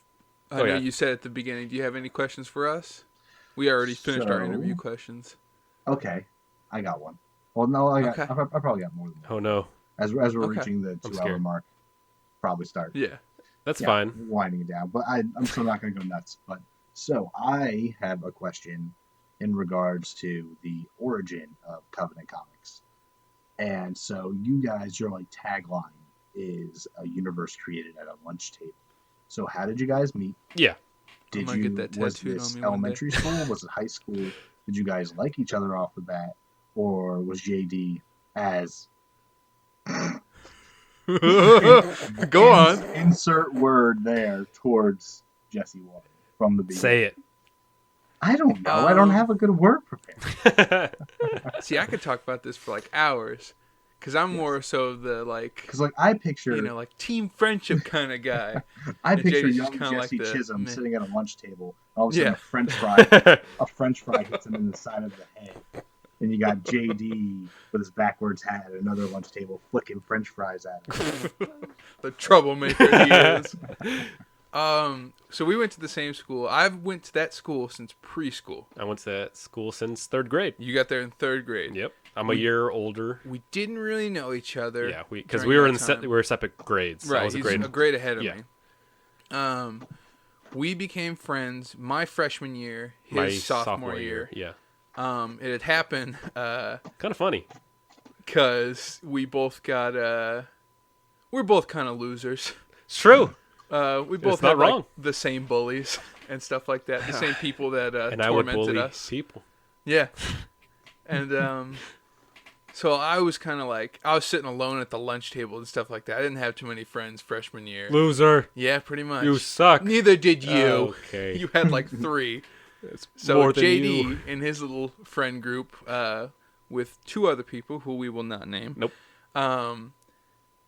One of those people came over to me and he's like, "Hey man, you should come sit with us. I think you would I think you'd fit in well with us." And I came over and I was like, "Oh, I know this guy. He's been here since like 3rd grade." Time, yeah. So we began talking and stuff like that. We became good friends because we bonded over comic books and stuff like that, video games, everything under the sun. Yeah. I'd say it wasn't until maybe my junior year, my senior year, his senior year, my junior year. We had a lot more like people on board at the time. Yeah, our friendship group grew a lot. That's when we started talking about comic books. Yeah, more so our comic book characters. Yeah. Back then, Ether didn't have a name. No, and he was a 6 foot tall, bald mute with a hammer. That was it. That was Ether back then. That's to show you how far we've come. Yeah. Now he's got a nice long ponytail. Yeah, now he's 7 foot tall, Scottish, has the ability to control the elements.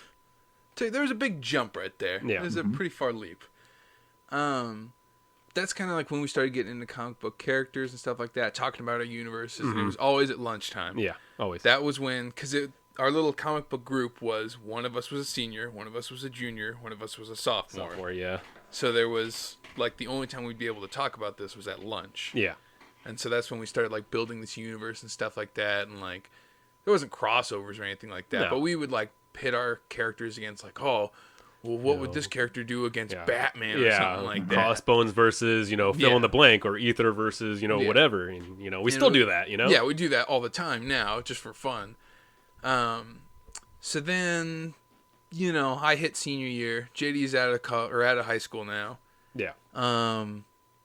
We don't stop talking. We still talk to each other. It's just, one of us graduates and moves on, And so, like, you were in, like, a different city. You were upstate. I was upstate. What was it, Marietta? Marietta, yeah. Yeah. If you know where Marietta is. Yeah. So we didn't talk to each other too much. No. Like, if he came to visit school and stuff like that, we'd talk to each other. Yeah. Then I'm now out of high school. I'm in my freshman year of college. Is this before or after you guys dressed up as Batman and Bane and went to Comic-Con? No, that was... that was in high school. That was in high school. That was homecoming. Yeah. That was a comic book day. Yeah. Ah. Was it comic book day? It was something like that. It was something... Yeah, it was comic book day. Yeah. Something like that. Because we did the whole Rogues Gallery, too. Yeah, we did. Like, there was a Two-Face, a Scarecrow. There was, like, so many people. Yeah. So we're both out of high school now. I was This was in, I want to say 2016. I was already out of college at that time. Right. I think you were just getting back from a trip to Peru, maybe? Yeah. I was living in Peru. I was having a terrible time in college because I really hated this class I had. I hated all my classes, and I hated Peru. And so we were both kind of like in a rut. We hadn't talked about our comic book characters for a long time now. Yeah. We'd still talk to each other. We just didn't talk about our comic book characters. Yeah. And I'm going to my English class, which I hated. It was my last class of the day, and it was always such a drag. And I'm sitting in the class before that. I'm bored. I already did the lesson for this. I got ahead and did the homework and stuff. So I was just kind of zoning out. And I was like, man, remember that character I had? I was trying to think what was my comic book character like? And so then I started doing doodles and stuff of what he looked like in my head. And I was like, no, I don't like that. Blah, blah, blah. Or what if he did this and stuff? And I was like, I wonder if JD is still thinking about this, his character. I wonder if JD held on to that too. And I was. Because I had nothing to do in Peru. Right. And you were thinking the same thing. I wonder if this guy, kept a hold of, well, it wasn't Ether at the time, but it was just the that nameless, character. Mute, bald, hammer guy. So I'm driving to my English class, and I had gotten in the parking lot, was feeling terrible, and I was like, I'm going to text him.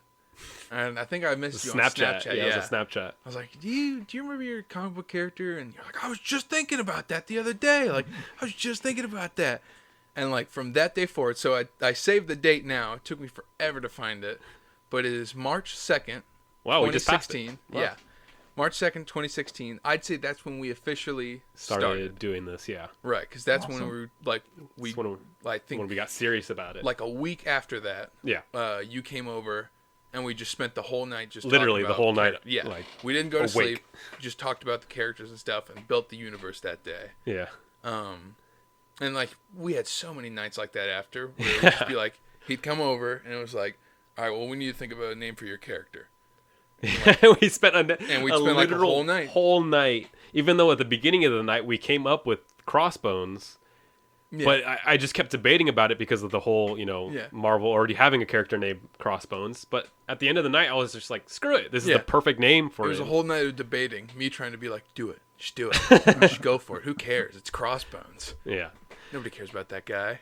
And then after that, we just tried to come up with a name for our, little company, business, publisher, whatever you want to name it. Mm-hmm. And then, actually, it's funny how we came up with the name for Covenant Comics. Well, first we came up with I have a poster in my room for Rapture. It's a BioShock thing. It's a video game. And that's what we would do. We would just look around his room and we would just point at things and be like, okay, Sonic Comics or whatever, point at something else. Comics. Yeah, something stupid and just point it out and say, whatever comics. Yeah. And then I saw the poster and I said Rapture Comics, and it was perfect. Yeah. Rapture Comics. I shot up out of the bed and I was like, yes, that's awesome. Rapture Comics. And to our disappointment, that was already taken.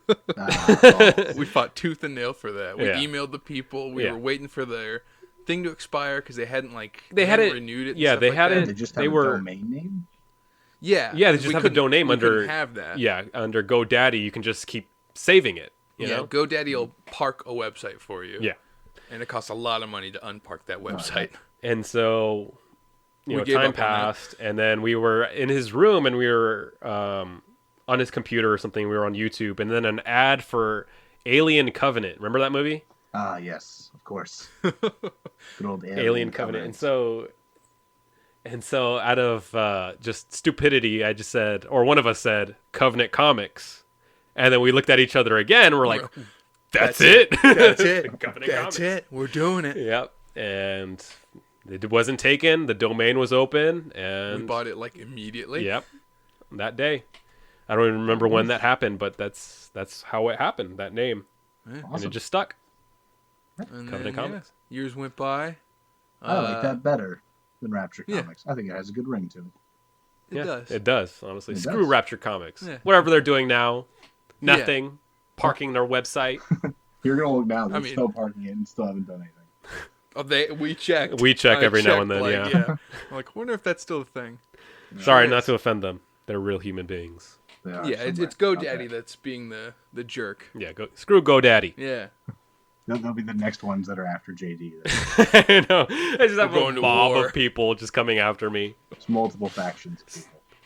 Waiting. Screw them all. Well, yeah, that's how we came to be, and we've been in love ever since. Okay, wow. I just brotherly love. No. Okay. Sexual. Okay. I just saw Jesse's face in my head, and it's exactly what he looked like just now. Yep. When I see this later, I'm gonna be like, "Yep, that's the face. That's the face he made." But yeah, that's how we came to be. And then, when was that date? What's that day say over there? November 13th. November 13th of 2019 is when we signed on a certain Mr. Jesse James Baer. Officially, we were talking to him. Portly adolescent. We were talking to you for a good bit before that, like in October or. That was like the official sign on. Mm-hmm. Yeah. Well, it's actually. Yeah, and it's almost as like a similar situation with like Zoran, where I primarily spoke with you, JD, first, and you even said this to me in one of the first emails. You're like, yeah, Jesse Chisholm is my partner on this, and we run this together. He's like, but Jesse says I talk better, and I use words better, so I'm the one who answers the emails. It's true. He does say that. Oh no, the cat's he has terrible grammar. That's you why. know grammar. I know. I don't know why you know grammar. Yeah. I don't know why. You were terrible in English. It's true. The teacher hated you so much and kept talking to your mom, but somehow you're like this grammar wizard. That's what they used to call me, the grammar guru. Oh, I would have called you a Nazi, but Oh, jeez. There we go. Different Nazi. Different folks. Nazi. Grammar Nazi. Grammar Nazi, yeah. Not the actual Nazi. I wouldn't call you a guru. I don't know why they called me that. And I wasn't even like that great at it. I was like a little bit above average at grammar. And they were like, you're magical at this. Semicolon? What? Do you know how to use a semicolon? Sort of. I don't think anyone really knows how to use a semicolon. You know when it pops up in spelling correct. That's about it. Yeah, exactly. And it's just like, I guess. That's supposed to be there. Yeah. The guy who invented it's like, whatever. Just throw it in there. It'll look fancy. Be in prison. Mm-hmm. Yeah, but we kind of did that same where you said, first let's establish our kind of like relationship in a way, like let's get to know each other. Let's see where we stand on, the comics and characters and storylines and stuff like that. And we just kind of like, BS back and forth about our books, our characters, about books and movies and stuff that we liked and stuff like that.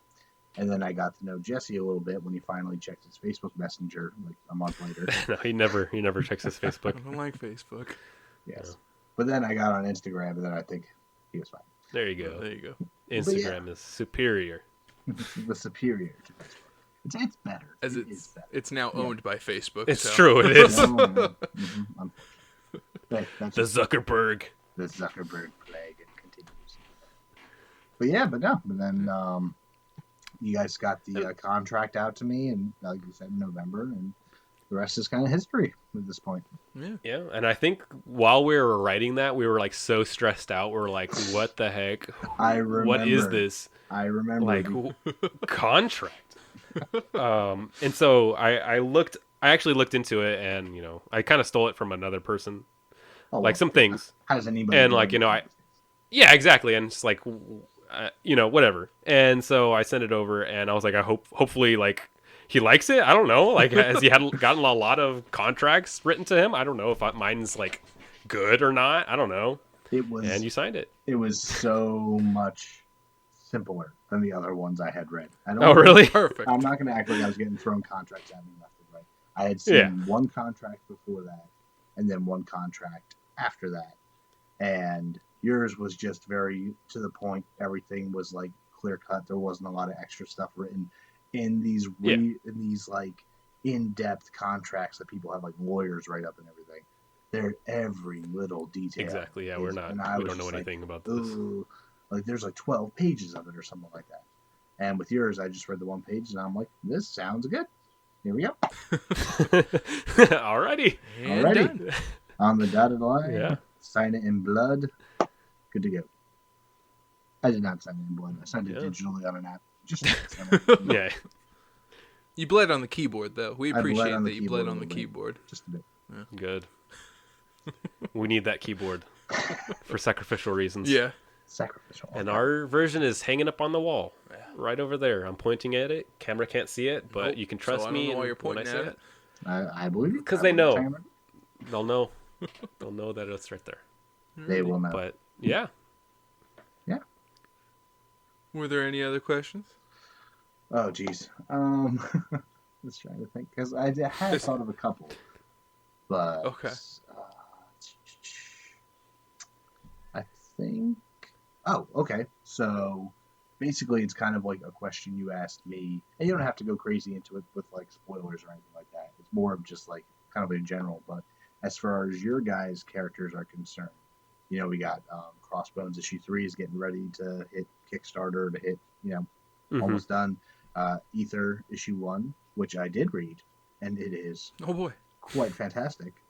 Awesome. I actually read that before the podcast, and we will discuss that later because there will potentially be spoilers if I get into it right now, and we don't want that.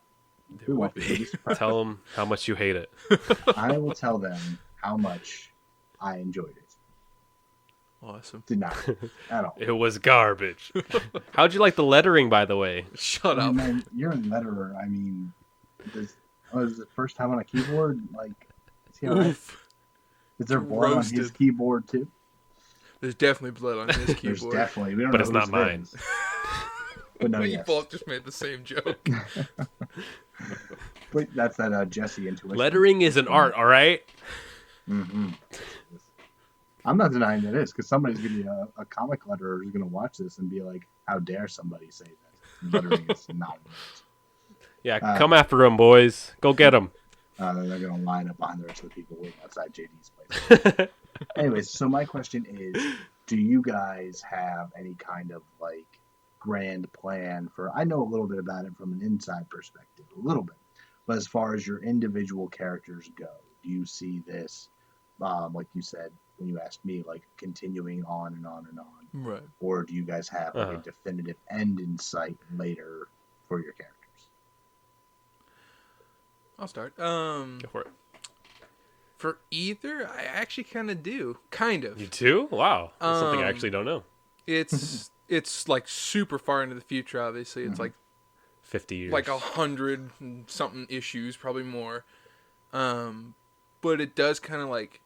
I think it'll end after a kind of a big event happens, this enormous kind of event involving Are you teasing something? Huh? Are you teasing something? I'm just, you know what I'm talking about, is what I'm saying. The big one? It's the giant all right. thing. We'll talk about it after. It's the big one. But after that kind of wraps up Ether's story. Like, is that when it ends? Goal. It's not when it ends. Okay. What I'm saying is after that, it becomes kind of like I don't know if we've ever said this on here before, but our kind of hero group, and we can say this, right? Yeah. It's called the Stabilizers. Yeah. Oh, that. Oh. Yeah. Okay. Well, you said it okay. Alrighty. That's kind of like is there, JD? Right. Yeah. What other? I don't know. It'll kind of be like a transition to that, where like Ether will kind of appear in that, not in like every issue and stuff like that, but not as a leader either, but he'll be my subordinate. It'll be more so in It'll be more so in like that. Yeah. So kind of like you see him going from like his own, being like, you know, the hero of his own title to once we do reach that kind of like event team up kind of books, almost like, you know, your guys' like Justice League, that you would see him cameo in certain books and like get into other stories. But as far as his big solo adventures, you kind of see that petering out towards that time. Kinda, yeah. Mm-hmm. He would be in a lot of issues for that. Like, he would be leading new heroes and stuff like that. Like, new heroes that get brought on and stuff like that. He'd be training them and working with them and kind of like, you know, he'd be staying in the Watchtower, you know. And if it was the Justice League, he'd be staying in the Watchtower and stuff, training new people. He would be going out for, like, big villains and stuff like that and, like, disasters and stuff. Their home base will not be called the Watchtower.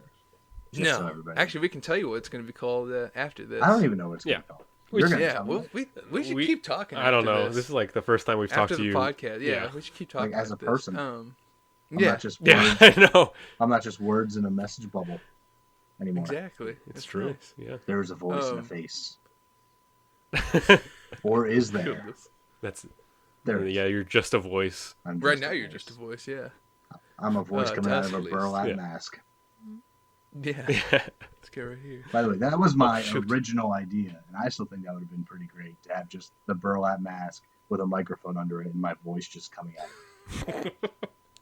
that will be how we do this in the future. You know how hard it would, like, we struggled with just the most basic stuff today. It's true. Yes. Just trying to get our voices in the same. It took us like an hour and a half just so we could hear our own voices. Yeah, it was that would take difficult. us like 8 years. I'm getting those texts from downstairs. More than that. Yeah. You've been up there for over an hour. What's going on? Oh, the interview just started. What? Yeah, we just began. It's 8 o'clock. But yeah, that's kind of where I see Ether going. It would come back and stuff. Because, like... That's just how comics work. Right. Yeah, he would kind of get control of the city. The city wouldn't be like the cesspool anymore. It would, like, the cops would regain control and stuff like that. But he would be coming back, like, there'd be, like, a 6-part issue or something like that. Like a mini-series and stuff like that. That's kind of where I see it going. Is, like, it'll just be mini-series every now and then. It'll maybe, like, more attention will go to the sidekick and stuff like that. And, But that's kind of where I see it going with Ether. Cool. For Crossbones, I write very differently, and this is something that I've kind of come to not terms with, but I kind of come to terms with just my writing style, and I've read like that people just definitely have different writing styles, and mine is just the type where it's like I have the idea of where I want things to go, but I write the script, like I write the issue like kind of blindly almost. Like I know exactly what's going to happen, but I don't at the same time. Like in that issue, you know what A and B are, where it's all leading. You're not entirely sure. Exactly. And and some people know write their issues like knowing exactly beat for beat what's going to happen, and that's just not how I work. Like I write kind of just. With like just the like an open mind almost. Like I want my creativity to like flow at the moment, and that's kind of how I have Crossbones in mind. Like I know storylines, and I know like events, and like like villains, and things that I want to happen with Crossbones, and I want him to do within San Diablo, and people who I want him to meet, and his little universe and stuff like that. But overall, I kind of just am taking this journey with him kind of like into the unknown. Like I don't really know how or if it will end. Like I'm sure it'll end someday, but not to me. Like I don't think there is like an end in sight for me. Would you say into the ether? No. I say Into the Inferno, which is the name of the volume. I had to get that out. I had to get that out like a minute late. I was hoping JD would burst into the Frozen 2 soundtrack just now. I thought that was going to happen. It's not. He's always disappointing you. I am. He's upon Into the Unknown, I was expecting just boom, right into the song. But no, I think that's really cool. And even that style is it's not bad. It's not a bad thing to write like that at all. It's actually awesome because then you're kind of like... It's horrible. It's not horrible. Because like you said, it's like a journey. And even for example, like Breaking Bad, when they had that episode early on that showed Walter White a year in the future getting out of a car in a diner, and he had the giant machine gun in his trunk. Like they had no idea where they were going with that for the finale. Yeah, the writers admitted that, and they just knew okay, we want to set up something big, show. And then I'm not gonna say what happens. Obviously, it sounds like you have not watched it. Yeah. So, but that episode is in season 3 or 4. So it's nowhere near what happens at the end. So I haven't spoiled anything. I haven't said anything. I said a gun, a car, a dime. That's all. That's all I said. You're fine, man. Don't worry about it. I haven't seen it. You spoiled it. I spoiled nothing. Yeah, you need to watch. Nothing. At the Comic Fest, you kept comparing Crossbones to Breaking Bad. Well, I've seen Breaking Bad. Okay. I'm in season 4, I think. I just haven't finished it. Oh, okay. Wow. You passed for now. Hey, actually, I feel no remorse if I were to. Yeah. Because that was big years ago. Still an amazing show, but come on. It's been years since that show. I mean, they even released a new movie for it. Yes. Did you guys watch that? I did. Yes, I did. It was good. I didn't because I didn't finish it. Well, I don't watch Better Call Saul. The whole movie is a spoiler for you. The whole thing. Yeah. Yeah, then that's why I didn't watch the movie. Finish Breaking Bad, and then watch. One of these days, I'll finish Breaking Bad. You should. And then around the same time, one day I'll start watching. Game of Thrones. Oh, maybe one day. Yeah, you're good. Who knows? Yeah, you guys are good. You don't need to. One of these days. It's not worth it.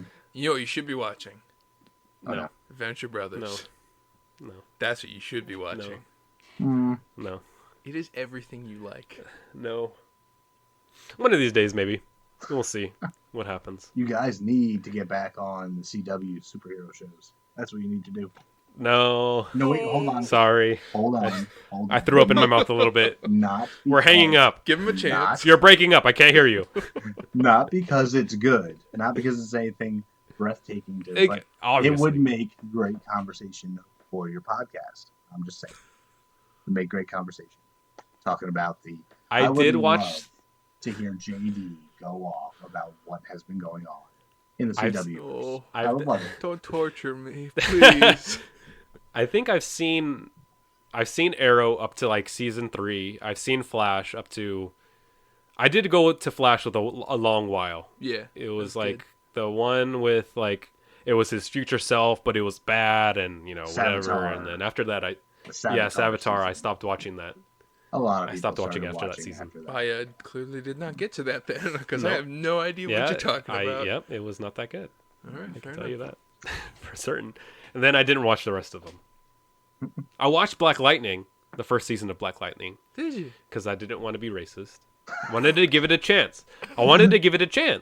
And I watched the entire first season. A round of applause for JD. Hey, he watched Black Lightning. As a man of color, you are fighting for their rights. Shh. White man, let the brown man speak. I can't say anything. As a man of color, I had to give this show of color a chance, and I watched it. I watched the first season of Black Lightning. Oh my god! And it just wasn't that good. No, I didn't. I didn't watch the rest of it. I will say I watched the first season of Black Lightning as well. I am as white as they come. I had no agenda. I had no agenda in watching it for any kind of race reasons. I just thought it was cool. And I was that. I made it through season 1. I had no urge. It was just off the rails. It was crazy. Yeah. Not crazy in like, oh my god, that's crazy. But it was just like, what? Crazy? What? I don't know. I mean, the actor's great who plays him. The character's really cool. Yeah, he is. But just not every one of those shows is for me. Like, I loved Arrow. And yes, I struggled through some seasons that were very bad. But seasons 1 and 2, and even 3 were some of the best TV, in my opinion. Like superhero TV. I loved it. And The Flash was amazing up until a few seasons ago where it kind of petered off. And Flash was good at the beginning. But that first season of The Flash, like I was on the edge of my seat after every episode in season 1. Just dying to see what happened next. And then Legends of Tomorrow came along. And, I watched one episode of that. That was fun for a while. It's still fun. It's still crazy. It's crazier than Black Lightning. It's just whack. I've never watched a single episode of Supergirl just because, like, you watch that trailer for Supergirl season 1, like the first trailer. It's Devil Wears Prada meets Smallville Supergirl. It definitely is. Now that you mention it, that's exactly what it is. Exactly. Wow. And you summed it up. I just had no urge to watch that whatsoever. I've seen some stuff here and there from the crossovers, but overall, not interesting. But Batwoman is good. I will tell you guys that. You should check out Batwoman. I haven't seen Batwoman. You put aside they have Batwoman. Your political agendas of any kind. I'm talking to you, JD. Put aside the political. Me? You watched the show entirely not to be racist. So this could be watch this show because you're not sexist or anti whatever. But it is a good show. I don't want to. I will say, of course it's a CW show, so it's got its faults. And that's exactly why I won't watch it. But there is such good stuff in there too. It's really good. in parts. There are some episodes that, like, from beginning to end are very good. There are some episodes where you're like, that's CW. Here's the thing, though. Is, like, I don't understand. Like, they did the Superman thing for Supergirl. Why can't they do a Batman? Where's the Batman? Well, he was in... It's too hard, apparently. Kind of in Crisis on Infinite Earths. And he was played by Kevin Yeah, Conroy. he was Kevin Conroy, which is, like, I love that. I love Kevin Conroy. Yes. The best man on the planet. You will not But that's not... It's not Batman. It's Why not Batman jumping from does he die? What's that? Oh, yeah, it's Kingdom Come, isn't it? It's Kingdom Come version of Batman or whatever. Sort of. It's like Kingdom Come. I think that doesn't know. It's like Kingdom Come meets Batman Beyond in a way. Also meets Dark Knight Returns in a way. Yeah, but that's not. That's old man Bruce Wayne. This is Batman. kind of old That's not man the Bruce Batman Wayne. I'm. Kind of. I mean, Kevin Conroy's not old, but this is like retired, beaten Batman. Yeah. Right. Who yeah. And that's not the Batman I'm talking about. Yes, no. You want to see freaking Robert Pattinson. I want Batman swinging through. I don't think that. Actually, they could do that, but I don't think they will. They're not. They did that with Ezra Miller for like 2 seconds. And right? Let's not get into awesome. that. That was awesome.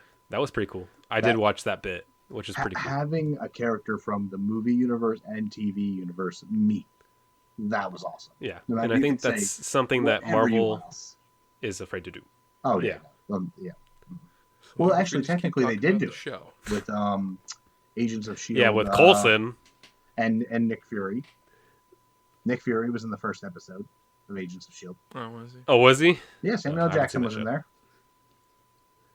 Marvel, you can make it up to me by bringing back John Berth. Is it Berthal or Berthanol? I think it's Berthanol. John Berthal. And Charlie Cox. Bring him back. And, yeah, Charlie Cox, too. Yes, bring them back. If you want, you can bring in Luke Cage, too. That was a really good show. Yeah. Luke Cage Kingpin. can stay home. I like, what's that guy's name? Vincent D'Onofrio. It's the guy from Full Metal Jacket. What's his name? Private. I don't remember. Private something. I know that he's in the Law and Order thing because every time I go into the break room at work, it's always playing, and I'm like, I hate him. He's such a jerk in the show. But that guy? Yeah. He's like super skinny in that too. You should look him up in he's the a big boy in Daredevil. Right, and so seeing him as like this super skinny tall dude, you're like, oh my gosh, that's Kingpin. He was pretty hefty in Full Metal Jacket too. That's true, yeah. Private something. I can't remember it. Anyways. Enough of that. Our editor's gonna kill us if we keep going. I think we're at like 2 hours. 2 hours and 16 something. minutes of that. Yeah. So that's the editor has to sit through all of that because he needs to splice the. We'll give him notes. Video and stuff. I'm sure we'll give him. Poor man. I'm not gonna give him too many notes. He's already got to watch the whole thing. Anytime you see Jesse shove a cat off where he's sitting, you just skip it. This Jesse, not that Jesse, because obviously there's no cat. I heard that cat too. I did hear it. I know that noise. In the background, it's like, hey, there's a cat in here. Somewhere. In the walls. In the wall. With the little boy. Oh, no. Hey. We're always sunny. There's no little boy here. No little boy. We sent him over to you. Oh, no. Oh, no. That's absolutely terrifying. You'll find him. Or he'll find you. It says the horror writer. Yeah. Oh, that's terrifying. Anyway, I'm going to go back to writing about people getting their heads cut off. JD is outside your house with a small boy. No. Don't do it. Anyways, this has been an amazing episode, Mr. Bear. It was so awesome having you on, being able to actually talk to you. Awesome. Thank you guys so much. Yeah, we're definitely going to be doing this again. Hopefully next time we'll actually know what we're doing. Yeah, and have maybe an amazing we'll have like system a session, like even a day or so beforehand, where we work out all the kinks. Yeah, that would be awesome. Could be something new. Yeah, definitely got to do that. I'd have to drive out here again. Yeah. Oh no, twice. You can just spend the night. No, you can sleep in this. I hate you. And cuddle up next to the young boy. Yeah, ooh, there you go. I like that idea. I'm sure you do. Okay, just get so much. Okay, on that note, I'm signing out. Yeah. Thank you, thank you so much for joining us. thank you for watching Covenant Talk. We will see you next time for May. Hopefully we're alive. Yeah, hopefully we can go back to reporting on actual pop culture. I doubt stuff. I doubt it. Yeah. I doubt it. But we'll be back. Thank you so much. Thank you. Goodbye. Yeah.